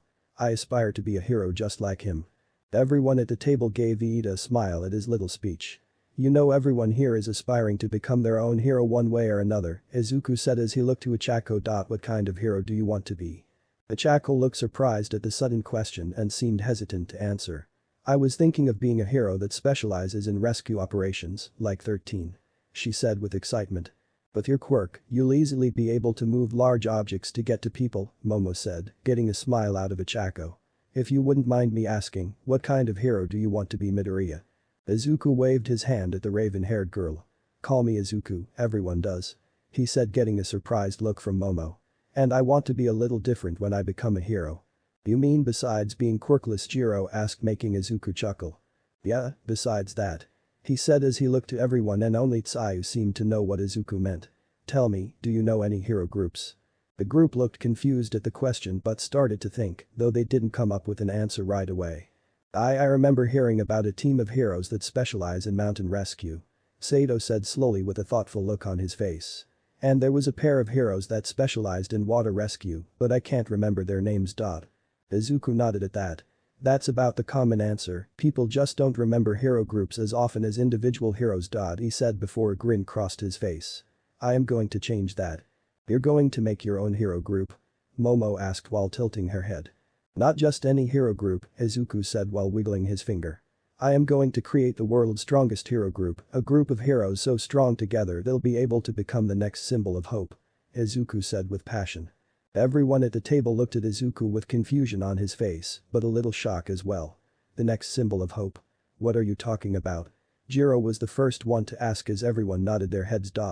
Izuku's face suddenly became so serious that it actually took everyone aback. Tell me, how old do you think All Might is? Everyone tilted their heads as they looked down and thought. I think he's, in his early 30s, Achako guessed while rubbing her head. 31, maybe. Sato guessed. Izuku gave a small smile. His actual age is never mentioned, but I can guess he's somewhere between 45 and 50. All Might's 50 years old. Nearly everyone at the table shouted, getting some strange looks from around. Izuku shrugged. That's my guess, but yeah. And do you know what the common age for heroes retire is? Momo put her hand on her chin and started to think. It mostly depends on the personal health and past injuries, but on average a hero retires around 65, sometimes earlier. She said in a worried tone. But he's All Might, so he should last way longer, right? She asked with a weak smile. Izuku bit the inside of his cheek as he remembered All Might's condition and how much time he had left as a hero. Putting on a smile, Izuku nodded his head. Sure, but that doesn't mean that All Might won't stop at some point, he's only human after all. That was a sobering thought for the table as they all had thoughtful looks on their faces. And that's kind of shocking to think that All might stop being a hero one day, Sato said while rubbing his head. Iida then turned to Izuku with a slight understanding look. So you're looking to become the next symbol of peace with your hero group? Izuku instantly started waving his hand. I hate to say it, but I could never become the next symbol of peace. He said with a small smile. Ichako puffed her cheeks up at that. But why, you got the skills and mind to become a serious hero. I must agree, Iida added as he pushed up his glasses. Despite being quirkless you have shown exceptional skill, more so than anyone else in the class so far. Izuku just waved his hand. Guys, it's fine. I know my weaknesses and for me being quirkless is a bit of a weakness. He said with a shrug. Most heroes can do inhuman things such as special moves and their quirks. I can only go as far as my body and tech can take me. He said with a small grin. But this hero group is going to be different. How so? Momo asked while tilting her head, the whole thing sounds interesting. Izuku had a thoughtful look on his face as he thought about the best way to explain everything. Every hero has their weakness, though they do work with their quirks around them, Izuku said slowly as he pointed to Tsai. Tsai's frog quirk lets her become extremely agile, but because it's frog base, colder weather slows her down, meaning someone with an ice quirk could slow her down enough to catch her. Tsai nodded her head as she remembered all the times she fell asleep in class during winter. For Sato, it's time, if an evasive villain dodges his attack until Sato's mind is too slow, then they could easily attack him. Sato rubbed the back of his head as he nodded, knowing he had one of the biggest weaknesses in the class. And me, if someone with an overpowered quirk comes at me, then there's nothing I can do with just bow and arrow. But we work to counter these weaknesses, that's the whole point of the hero course, Jiro argued while folding her arms. We push the limit of them so they don't become such a burden. Izuku corrected. But the weaknesses will always be there, it's a part of who we are. Then a big smile crossed his face. That's why I want to make my own hero group, one where everyone pushes themselves to their limit but also can rely on someone else to lean on. A hero group so strong. They can step up as the symbol of hope. Everyone at the table looked at Izuku with amazement and slight respect. Wow, you really thought ahead, Sato said while tilting his head. Izuku blushed as he noticed everyone staring at him. I just really love heroes, and this is my dream so you know. He said in a bashful tone while glancing away, making everyone laugh. Beep beep beep beep. Without any warning the sirens went off, catching everyone off guard. The siren? Sato yelled in shock as he and everyone else stood up. Security level 3 has been breached. Students, please promptly evacuate. What security level 3? Iida yelled out, hoping for an answer. Izuku racked his brain as he tried to remember the UA manual he skimmed over. I think security level 3 means someone broke into the school. Izuku called over as everyone started to rush out of the lunchroom. OW. Quit pushing. Lay off or I'll fall. Quit pushing. Who just grabbed my ass? Wait, what? All the students in the lunchroom pushed against one another trying to get out, this resulted in Izuku and his friends getting separated. Fuck. Izuku shouted as his face smashed into someone's back. This is turning into a full-blown panic. As expected of the principal of education, their crisis response was swift. Iida shouted as someone elbowed his chin. It was too swift. Izuku shouted in a peeved tone before someone pushed his face down with their large hand. Iida was pushed against a window and got a good look outside. What he saw shocked him a bit. "Isn't that just the press?" he shouted in shock. "Izuku, it's just the press," he called back. Izuku was close enough to Iida to hear all the teens. "You gotta be kidding me, Aizawa was right, those people are vultures," he shouted. Glancing around, both Iida and Izuku saw people being trampled by other students panicking. They saw their classmates trying to calm things down, but were getting little results. "Midoriya, we need to do something," Iida yelled as his face was pressed against the glass. Izuku glanced around and closed his eyes before taking a deep breath and holding it. When his eyes snapped open, they were sharper than before and everything seemed to slow down. Deadeye. Deadeye was one of Izuku's skills he learned while training under Clint. It was a marksman trick that made the eyes work harder to see things slower. It wasn't a quirk, and Izuku could only use Deadeye as long as he held his breath, but it was an extremely useful skill. Izuku glanced around as he tried to come up with a plan. He had no tools, no weapons, only his skills and his classmates. His classmates. "Momo," Izuku called as he jumped up, grabbing the busty girl's attention. "Create a megaphone." Momo looked confused but did as she was told and created a megaphone as she opened the bottom of her shirt. "Here," she called as she threw the megaphone. Izuku caught the megaphone in mid-air before turning to Iida. "Iida, I have a plan." The glasses teen looked at Izuku and saw the confident look in his eyes. "What do you need me to do?" "Let me climb on your back." "Okay." Izuku grabbed Iida by the shoulders and piggybacked. The whole thing looked a bit ridiculous, but it was necessary for his plan to work. "Ichako, make us weightless," Izuku called after the brown hair girl as he and Iida held out their hands. The girl looked confused, but that didn't stop her from slapping both Izuku and Iida's hands. "Izuku always seems to have a plan, I hope he can end this," she thought as she felt her powers activate. Both Iida and Izuku instantly felt weightless as they moved with the crowd. "Iida, jump, then activate your engines," Izuku yelled as he held on tight. "Aim for the exit." Iida now understood the plan Izuku had in mind and did as he pulled up his pants, revealing his mufflers. Engine boost. Iida's powerful engines blasted at full power, spinning both himself and Izuku in their air towards the exit. Izuku grit his teeth as he kept a tight grip on Iida's body to not get sent flying. After a few seconds, the two heroes in training slammed right above the exit and quickly grabbed a pip in their hands. Pulling up the megaphone, Izuku took a deep breath before he spoke. "Everyone calm down and stop," he shouted at the top of his lungs, making all the nearby people wince at the volume. "If you look to your right, you'll see the press. They are the ones who broke in, so there's nothing to panic about. Is this UAORACIV, Ilea and South Carolina HOOL, there is no reason for everyone to be panicking, some of you have even trampled over some students." All the students instantly stopped all their panicking and instead started to help some of the fallen students. Izuku sighed as he dangled above the exit. "Looks like we did it, Iida," he said with a small grin. "What?" Iida shouted as he rubbed his ear, which was ringing. Izuku gave a sheepish snort. "Sorry about that, I just wanted everyone to hear," he said as he looked down, seeing students flow out of the lunchroom at a much calmer rate. "I wonder how long we have to stay up here." "What?"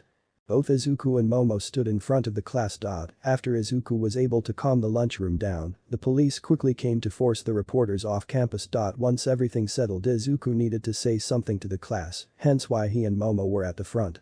He went over what he had in mind with Momo and she agreed, thinking it wasn't a bad idea. "Alright, President, start us off," Momo said while glancing at Izuku. "First, I'd like to say thank you to Yaoi Rozu, Ichako, and Iida for helping me calm the lunchroom down, I couldn't have done it without you," he said with a smile. "It was no problem, Izuku, and please call me Momo," Momo said with a smile, one he returned. In the back of the class, Mineta fumed as he gripped his desk in his small hands. "Damn bastard Izuku," he said in a jealous tone. Izuku nodded to Momo and turned to the class. "So since I am class president, I like to make a change," he said, getting a surprised look from everyone. "With hero training, studying, my little sister, and working on my arrows, I am going to be spread pretty thin." "What are you talking about, Deku, you don't have S's tur," Bakugo said in an annoyed tone. "What are you talking about, Izuku has a little sister, I have even played with her a little," Ichako said while tilting her head with a smile. "She's the cutest little thing." Saya nodded her head while she put a finger on her chin. "Yes, I even took my little sister to play with Izuku's little sister. They're quite good friends. Bakugo looked completely confused as he glared at Izuku. "Since when the fuck did you get S's tur, and why wasn't I told?" he asked with a heated glare. Bakugo, sit down, Aizawa said with an annoyed look, though it was enough to get Bakugo to sit down. Izuku rolled his eyes at Bakugo as he gave him a flat look. When was the last time you actually had a normal conversation with me that didn't start with insulting me or bring up the fact I am quirkless? Izuku asked in a bored tone. Or when was the last time you talked to your mom and didn't insult her long enough for her to tell you something? He asked with a raised brow. It just made Bakugo grumble as he slumped in his chair while folding his arms. Asshole, he muttered under his breath. Izuku just rolled his eyes as he turned back to the class. Anyway, I am going to be stretched a little thin, and I have no drought. Momo will be the same. So what, are you giving up on being president? Kirishima asked while scratching his head. It just made Izuku snort. I said we would be stretched thin, I never said I was backing out. He said as a grin crossed his face. I have a better idea. He said while looking to Iida, who looked a little surprised. Iida, since I met you, you have always had a thing for order and following the rules, so here's what I have in mind. Iida, would you like to be our assistant? Iida was shocked at the sudden question as he looked at the two. You want me to be your assistant? Momo nodded her head with a small smile. Yes, Izuku pointed out that the hero course is harder to maintain than normal school, so we decided to have an assistant would lessen the pressure. She said before looking to Aizawa. If that's alright. Aizawa just took a sip of his juice. It's fine, as long as there is a president and vice president by the end of the day. I don't care what you do. That made Izuku smile as he looks to Iida. So what do you say, Iida, can you give us a hand? Iida gave Izuku a proud smile as he stood up. I would be happy to assist you too as best I can. He said while throwing his left hand in the air, making everyone give a small cheer. As everyone talked, Izuku glanced out the window with a slightly serious look on his face, something Momo noticed.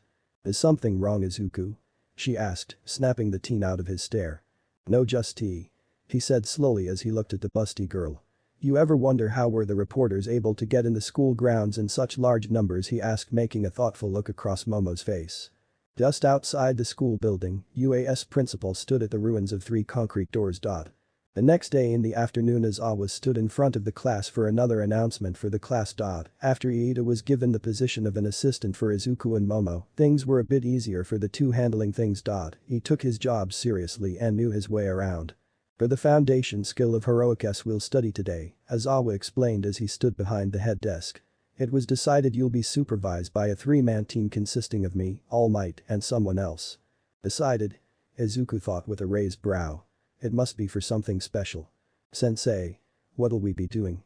Shiro said while raising his hand. Aizawa reached into his scarf and started to pull something out.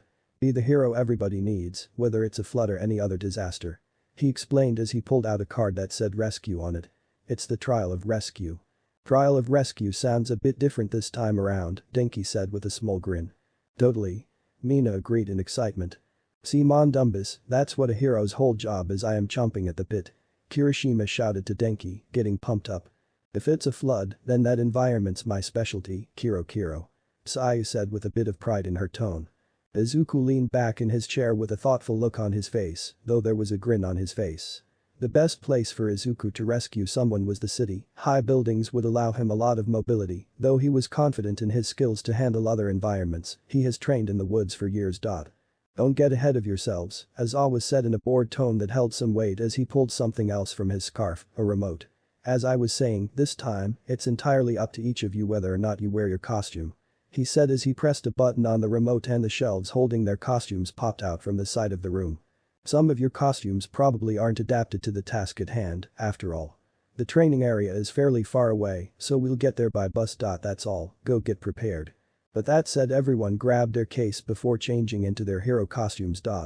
With everyone outside in their costumes, Iida was trying to direct everyone into the bus. In order to get everyone seated smoothly on the bus, file into 2 lines according to your number. Iida called while waving his arm. Iida's at full throttle, Izuku muttered with a sweat drop. Glancing at the bus, Izuku was able to see it wasn't the type of bus he was thinking. Iida, Izuku called, grabbing the glasses teen's attention. I think it's a different kind of bus. Iida tilted his head before he quickly looked inside to see what Izuku meant.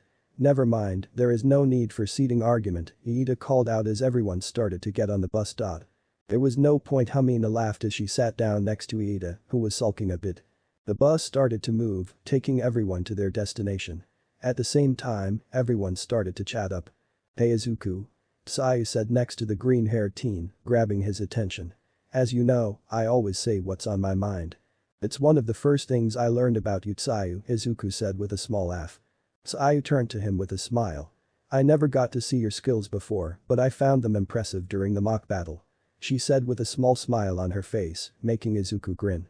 Thanks, though it was tough, Izuku said while rubbing the back of his head. But still, it's seriously impressive you were able to do that despite being quirkless, it was super manly, Kirishima said with a toothy grin. I am actually a bit jealous you're able to fight like that with just a bow and arrow, you showed there's a lot of flashy stuff you can do with them. The Redeed held up his arm and activated his quirk, making it turn jagged. My hardening power isn't bad for punch-ups, but I hate that it's just not that flashy. Izuku glanced at the Redeed's power before shaking his head. I should be the one jealous, your quirk is super useful. You can resist against almost all physical, and you can fall from great heights without it seriously affecting you. Let's say something was about to hit a civilian, you could protect them like a shield. That's something perfect for a pro hero. Kirishima thought about that for a second, a toothy grin crossed his face. A shield for civilians, that sounds super manly. He said while pumping his fist. Pros but you know Heroicess has a lot about it, that's more like a popularity contest, right? Aoyama said while resting his head in his hands. My naval laser is both flashy and strong enough for the pro level. He bragged with a smile on his face. But it'd be bad if your stomach collapsed in on itself in the middle of a fight. Emina pointed out, making a shadow cover Aoyama's face. If we're talking about both strong and flashy, you can't forget to mention Todoroki and Bakugo. Kirishima said while glancing at the two that were sitting off to the side. Bakugo just clicked his teeth as he glanced to the side. Izuku hated to admit it, but Kirishima was right.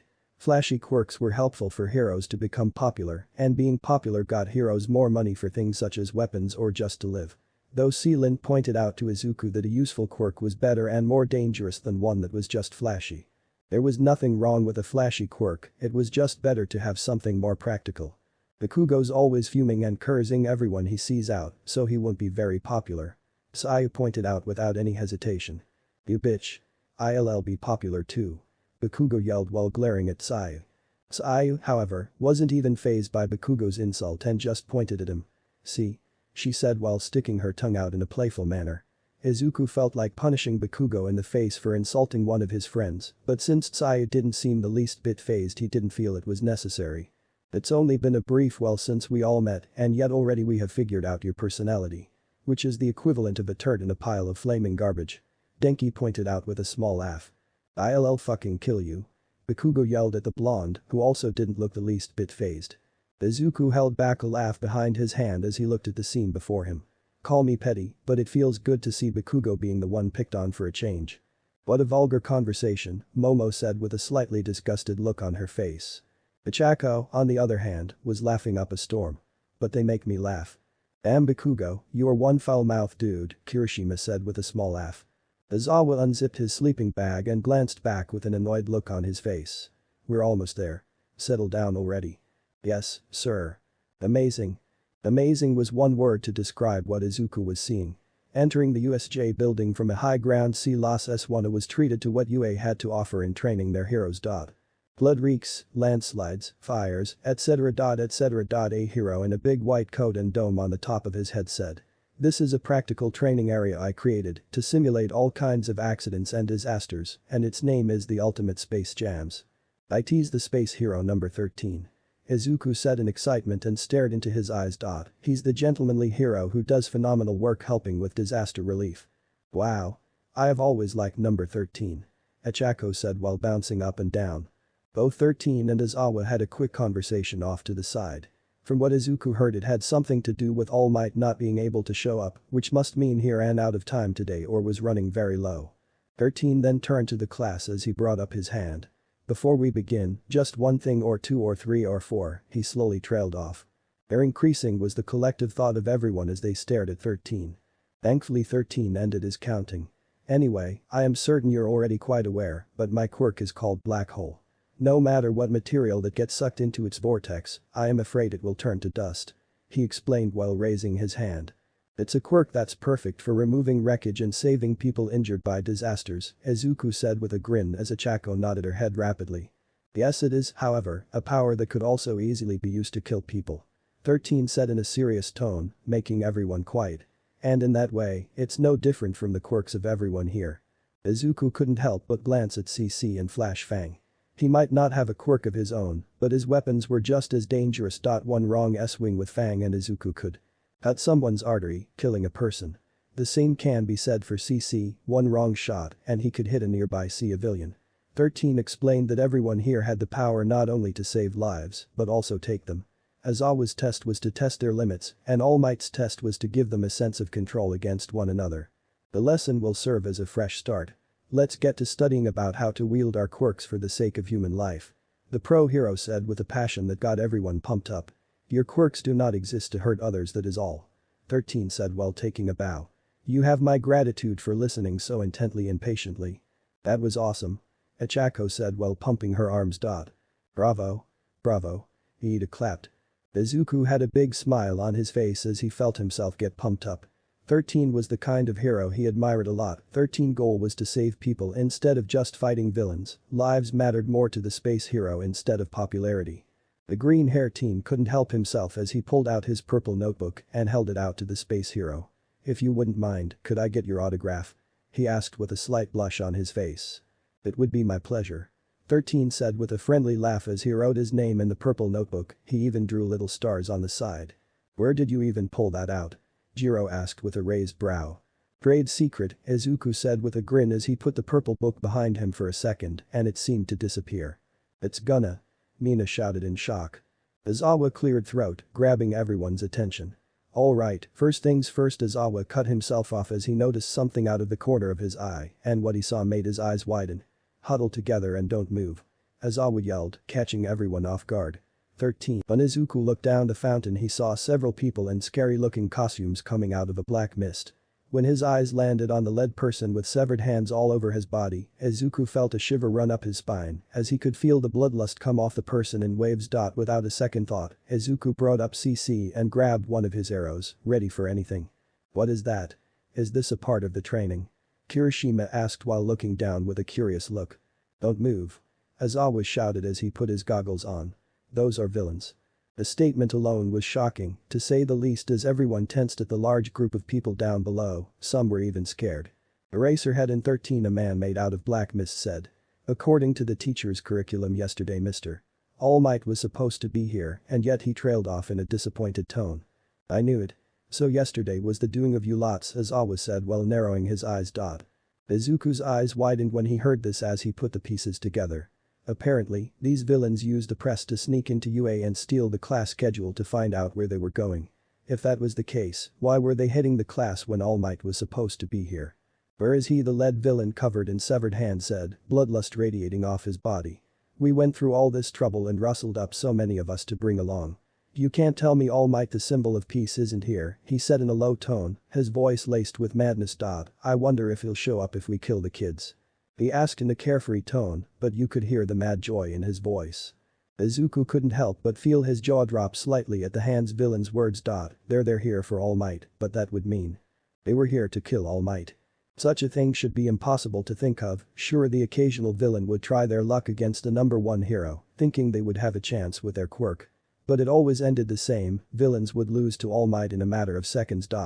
Suddenly Izuku felt himself go cold as he turned pale slightly. Unless they realize, he muttered slowly as he tightened his grip on his bow. That All Might was running out of time and had something to push his limits and kill him as he was weak. Izuku was suddenly knocked out of his thoughts as he heard Momo speak. Sensei. What about the intruder alarm sensors? She called out to 13. Of course we have some set up, but… He trailed off in a confused tone. Is this the only campus they've infiltrated, or are they attacking others too? Todoroki said slowly as he looked down at the villains with a calm look on his face. Then that just means they must have one amongst their numbers who has a quirk that can do that. Izuku seems to latch on to Todoroki's idea just to help him stop thinking about the idea of them having someone here to kill All Might. It would have to be an area of effect quirk, large enough that it could cover the whole building, but not too big as to draw attention. He said as he glanced down at the villains, his eyes landing on the largest one with purple skin. They planned for this, knowing we would come here with only a few teachers, but knowing no other hero would come. But what could be their main goal? Todoroki asked while narrowing his eyes. Apparently, he didn't hear what the Hands villain said. Izawa stepped at the top of the steps with a glare on his face, his hair standing on its end. 13. Do the evacuation procedure. And try to call the school. These villains know how. To get around the sensors, there's a chance there's an electro-wave type guy who'll try interfering. He then glanced back at one student. Kaminari, you too. Try to contact UA with your Quirk in headphones, he said, making the blonde teen jump. Izuku saw what his teacher had in mind and he didn't like it one bit. Sensei. He called out, making the pro hero look back. Sensei, they knew All Might was going to be here. He said in a serious tone, grabbing the teacher's attention. They knew you were going to be here with All Might, yet they still decided to attack. No person with even 1% of common sense would do that. Unless they have a serious plan that could counter both. Izawa started at Izuku for a long moment before turning forward. I won't allow you kids to put your lives in danger, I am the teacher and pro hero here. He said while putting his goggles on. I don't think they'll give us much of a choice, Izuku said in a low tone before he reached into one of his pockets. Eraserhead, here. He said before throwing something to Izawa. The pro hero caught what Izuku threw at him with one hand easily. Looking at what he had, he raised an eyebrow at the great-haired teen. Smoke pellets, he asked. Your fighting style works best at night with sneak attacks, you'll be able to hold them off, but if you're in a pinch, use them, Izuku said with a serious look on his face. Izawa looked at the teen before pocketing the smoke bombs. It's always best to have more than one trick up your sleeve, especially for a hero. He said before looking to the other pro hero. 13, I am counting on you. But that said, Izawa leaped down the stairs while grabbing his capture weapon. Some of the cocky villains started to activate their quirks and were ready to attack Eraserhead, but in an instant their quirks didn't work, confusing them. This gave the pro hero more than enough time to fly past them while wrapping their bodies in his capture weapon before pulling the scarf hard. In almost an instant their bodies came flying together head first and a satisfying creak was heard. A bunch of morons, you can tell just by looking, that's the quirk that erases other quirks, one villain shouted out. Eraserhead. Another cried out in fear. Despite learning who they were fighting, one villain stepped up. His body was covered in rocks and he had 4 large arms. It erases quirks, he said playfully as he flexed his arms. Can you even erase mutant types like us, he shouted before he charged. The villain didn't even get 5 feet ahead before Izawa punched him square in the face with enough force to throw him back. Eraserhead then used his scarf to throw the villain into a group of other villains, knocking them down. Izuku couldn't help but gulp as he saw the fight. Despite being outnumbered and outpowered, Izawa was pushing the villains back with near ease, even though his quirk did not work on some of the villains. This is what Izuku admired about Eraserhead. Despite not having a combat quirk, he fights in a way that might as well be a quirkless person. Izuku then shook his head and his eyes hardened. We need to move, the sooner we get out of here the sooner we can get Eraserhead back up. He said as everyone started to rush to the exit. In an instant, a wall of purple mist blocked theirs. I am afraid I can't allow that. The person inside the smoke spoke with glowing wide eyes. Izuku narrowed his eyes at the cloud of mist as the mist around the eyes formed vaguely ahead. Orc gate emission type. Can create a dark fog that acts as portals. This allows the user to move around extremely fast at will in an instant. The user's true body must be present in the mist, at most just a piece, most likely the head at the moment. Users may also be able to create portals in line of sight faster than in a blind spot. Counter. Aim for the head in a blind spot. Or take away the user's sight. Izuku then noticed the large metal collar around the villain's neck, right near his eyes. Attacking the collar would be the best method. As Izuku took out an explosive arrow as the mist villain continued to talk. Greetings. We are the Villain Alliance. He said in a formal voice a lot like 13, but darker. I apologize for the presumption, but we took it upon ourselves to enter UA Academy. The base of heroes. He said in his formal tone. In order to engage with Mr. All Might, the symbol of peace. We were wondering if we might be allowed the opportunity to extinguish him, you see. The causal statement sent a wave of shock through everyone present. Was Mr.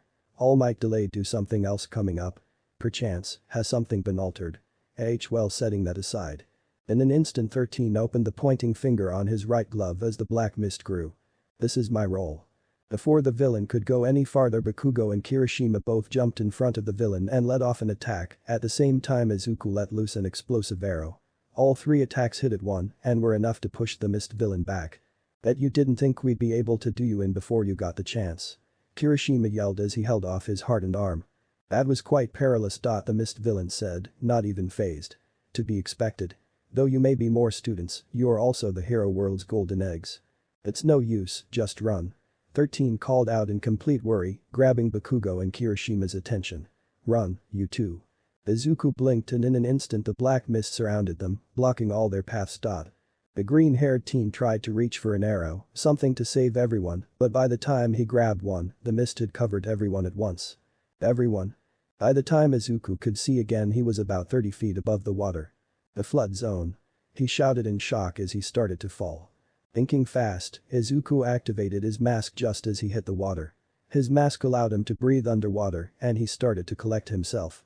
"I can't believe that the villain has a warping quirk. And it's fast, it looks like he damn near mastered it." Izuku shouted in his head as his eyes started to adjust. He seemed to have a handle on things, could he be the leader?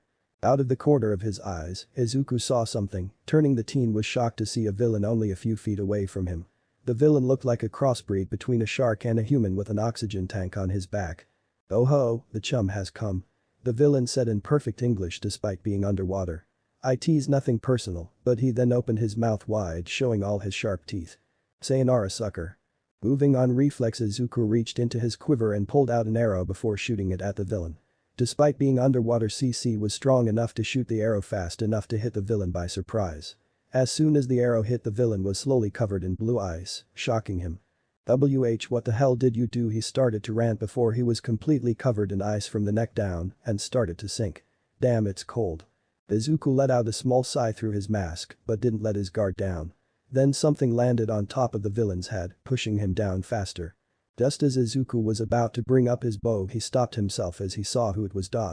"Sayu." Izuku shouted through his mask in shock, though his voice was muffled. He also noticed something else around her arms and was shocked to see a barely conscious Mineta. "Izuku," she called before launching her tongue at him and wrapping it around his waist. The frog girl then used the frozen villain as a springboard and launched herself up at high speeds. "I said sayonara," the villain shouted as he sunk deeper into the water. "Sayonara," Sayu said in a bland cheeky voice as she swam to the top. Sayu was the first to reach the top with Mineta in her left arm. She used her long tongue to throw Izuku onto the boat, the green hair teen landing on his back hard. "She's a frog girl, yet she surpassingly has some pretty big boobs," Mineta muttered in exhaustion as his face pressed up against Sayu's chest from the side. The frog girl blushed before a scowl crossed her face.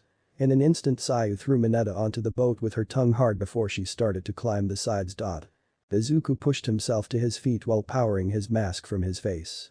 "Thanks, Sayu, you saved me," the teen said while letting out a sigh of relief and leaning against the railing. "You seem to have had things under control," Sayu said as she climbed over the railing. "But boy, are we in a pickle." That seemed to make Izuku frown as a serious look crossed his face. So the press break-in yesterday was just a distraction for them to get the class schedule to see where All Might will be. They were waiting for an opportunity and now they have it. That seemed to freak Mineta out a bit. But there's no way they'd kill All Might," the short teen shouted while pointing to Izuku. "Once All Might arrives, he'll go like pow. And bam. And kablooey," he shouted in a bit of a panic. "Mineta," Sayu said, grabbing the purple-haired teen's attention. "They must have some way to kill him. Otherwise, it'd be absurd if they went through all this trouble with no plan to deal with All Might, no?" Izuku nodded his head as he put his hands on his hips. "She's right, they must have some way to counter All Might's strength, and these villains are the kind of bastards that will do anything to win," he said, making Mineta's jaw drop slightly. "They threatened to kill us just to see if All Might will be angry, so now it's a matter if we can hold off until he arrives. Not only that, will All Might be alright once he shows up?" Sayu added with her own serious tone. At this point, Mineta was shaking like a leaf as he latched onto Izuku's arm in fear. A moment later, a dozen water-based villains came above the water around the ship. "Come down here, you brats. I'll kill you. Big catch. Big catch." Mineta was screaming in fear as sweat rolled down his face. Izuku ignored the villains for the moment and tried to think of their situation. Why were the villains after All Might? Why did they want to kill him? How were they going to kill him? All these questions left Izuku nearly stumped. But as Izuku started to think about why, he started to think about All Might, not as a hero, but as a person. The man was not perfect, he knew that, and Izuku knew that, yet despite everything All Might was a good person, someone Izuku could call a close friend. That's when the green hair teen came to a realization. "I don't give a shit why they're here," Izuku said in such a serious voice it made Mineta jump. "I don't give a shit why they want to kill All Might, and I don't give a shit about how they're going to do it," he said before looking to the other two heroes in training. What I do know is if we want to get out of this, we fight. He said while gripping his fist. Saya nodded with a small smile on her face. Mineta, however, had a different reaction. What do you mean we fight? Are you a moron or something? These are villains who might be able to kill All Might. He shouted at Izuku with sweat running down his face. Your idea is self-contradictory, Midoriya. I don't have a combat quirk, you have no quirk. How can we take on a group of villains? We should just be quiet and wait for the heroes of UA to show up and save us. Yeah, that's the best course of action. Mineta ranted. Izuku folded his arms as he looked at the water. Mineta, those bastards down there, they clearly have quirks that work well with water. Don't ignore me. Izuku ignored him and continued to speak. So they must have known about the layout of the USJ beforehand and gathered villains with quirks that work well in the different zones. He explained. Exactly. They stocked up on information for the attack. Mineta shouted, but again Izuku continued. But do you want to know the weird thing? He said with a small grin, grabbing the two's attention. If they planned to separate us, why would they send Sayu to the flood zone if water combat works well with her quirk? That made the two's eyes widen at Izuku's explanation. But that would mean. Izuku grinned at the two as he threw his thumb to the villains. They have no idea what the students' quirks are. Sayu nodded her head. It's true. If they wanted to make my quirk useless they should have thrown me in the fire zone, the heat would have dried me up fast. Izuku nodded his head. Since they have no idea what we can do they separated us and now they plan to attack us with numbers.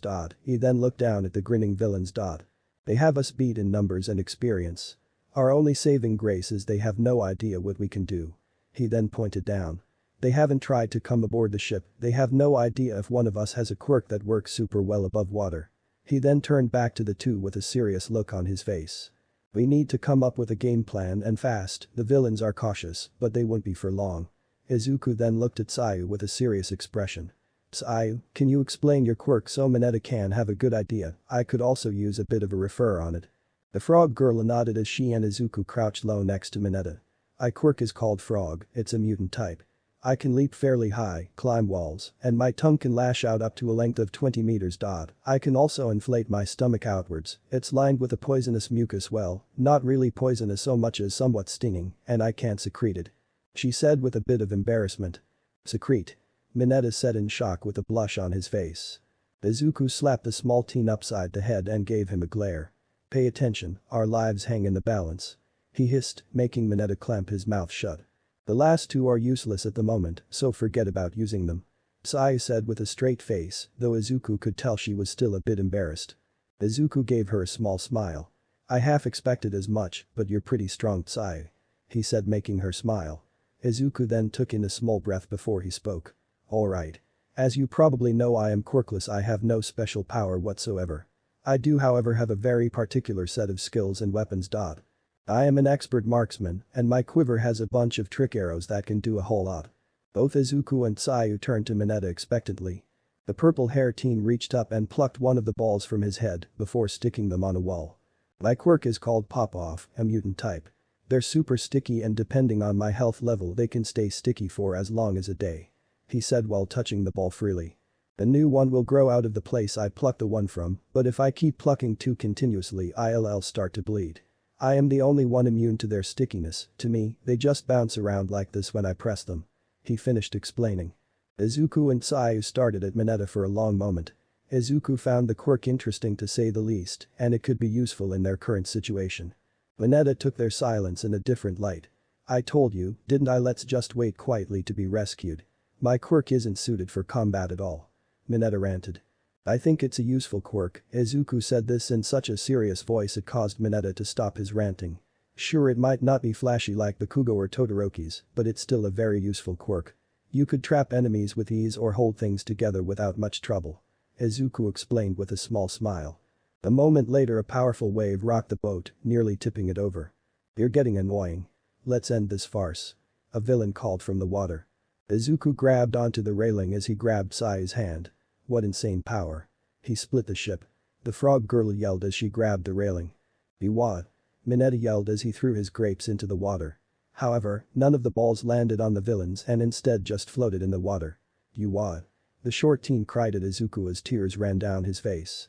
Izuku grabbed Mineta by the shoulders and shook him. Calm down, the last thing you should be doing is freaking out.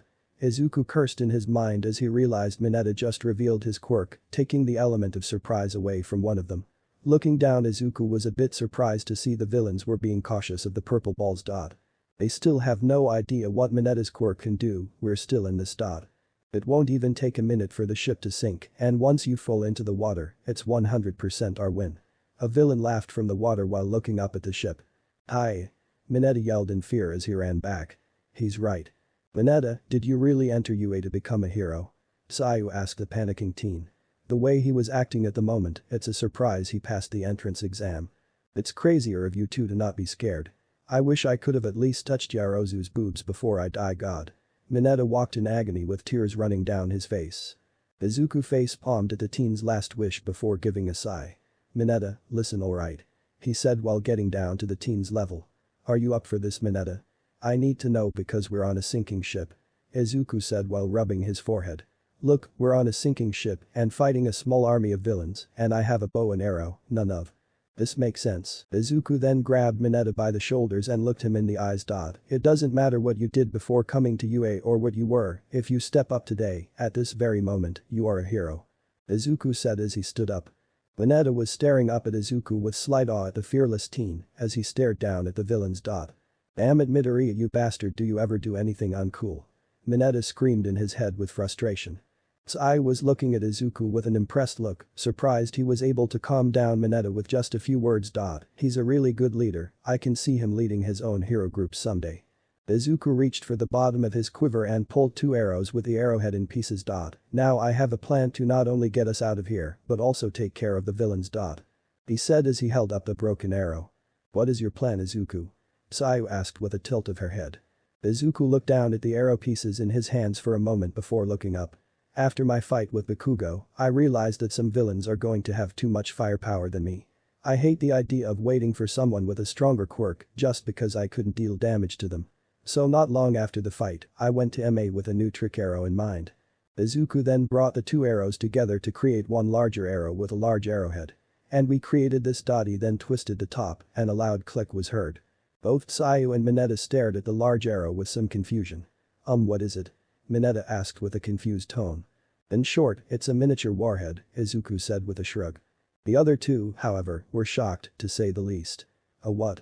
Mineta shouted with his jaw on the floor. You were carrying that in your arrow bag. Izuku just waved Mineta down. It's not an actual warhead, it's more of a souped-up bomb May and I created. The blast isn't as strong as Bakugo's grenades gauntlets, but it's more condensed and backs a mean punch. Is it safe to carry such a thing on your back in the middle of a fight? Sayu asked with some worry. I keep it in pieces, a part it's practically useless. Izuku then clicked another part of the warhead arrow. Now it's armed. Izuku then looked at the two as he held the arrow carefully. Now are you two with me, because I need you two if I am going to do this plan. Sayu nodded without any hesitation, knowing Izuku would have a good plan. Mineta, however, was more hesitant, he was scared and just wanted to hide away. But since the villains were sinking the ship, he could either wait and die or fight and have the chance to live. So the short purple-haired teen gave a shaky nod. So what's the plan? Sayu asked while looking at the water, seeing the hungry looks in the villain's eyes. Izuku pulled out CC and readied the warhead arrow. Sayu, I need you to throw me into the air above the water as high as you can. He said, getting a nod from the girl as she stuck her tongue out and wrapped it around his waist. Mineta, I need you to start throwing as soon as the warhead goes off. At the same time, Sayu, you need to grab me so I don't fall into the water. After everything is down, we make a break for the shore. Got it. Got it. Sayu said while giving a thumbs up as Mineta gave a shaky nod. But now throw me. Using all her strength, Sayu launched Izuku high into the air. Despite being so high up, Izuku easily twisted his body around and aimed the warhead arrow down at the water. The marksman aimed for a spot where the blast wouldn't hit the villains before letting the arrow fly. The arrow cut through the air like a knife before hitting the water with a small splash. A moment later, a larger splash followed. Boom. A giant explosion went off in the water, creating a giant wave. At the same time, Sayu jumped off the boat with Mineta in her right arm while the short teen throws his balls into the water around the villains. Everything happened in a chain reaction. The villains were pushed out around the waves, causing the purple balls to stick to their bodies. As the water started to pull back together, it dragged the villains to the center, along with Mineta's balls. When you strike the surface of body water with enough force, it'll spread out and then converge back to the center, dragging anything caught in the wave with it. Izuku shouted as he felt Sayu's tongue wrap around his waist before pulling him towards the shore. Quiet the roundup, arrest Izuku. Sayu called back as they flew across the water. Like hell, that was an arrest. Mineta yelled as a small trickle of blood flowed down his head. You're crazy as hell, Izuku, and scary. He called back with a scared look on his face. Izuku just laughed as they slowly fell towards the water. You know, you're not the first to tell me that, he said just before they hit the water. This is the end of the video. If you enjoyed the story, then hit the like button and comment your favorite part, but for now, see you all in the next video.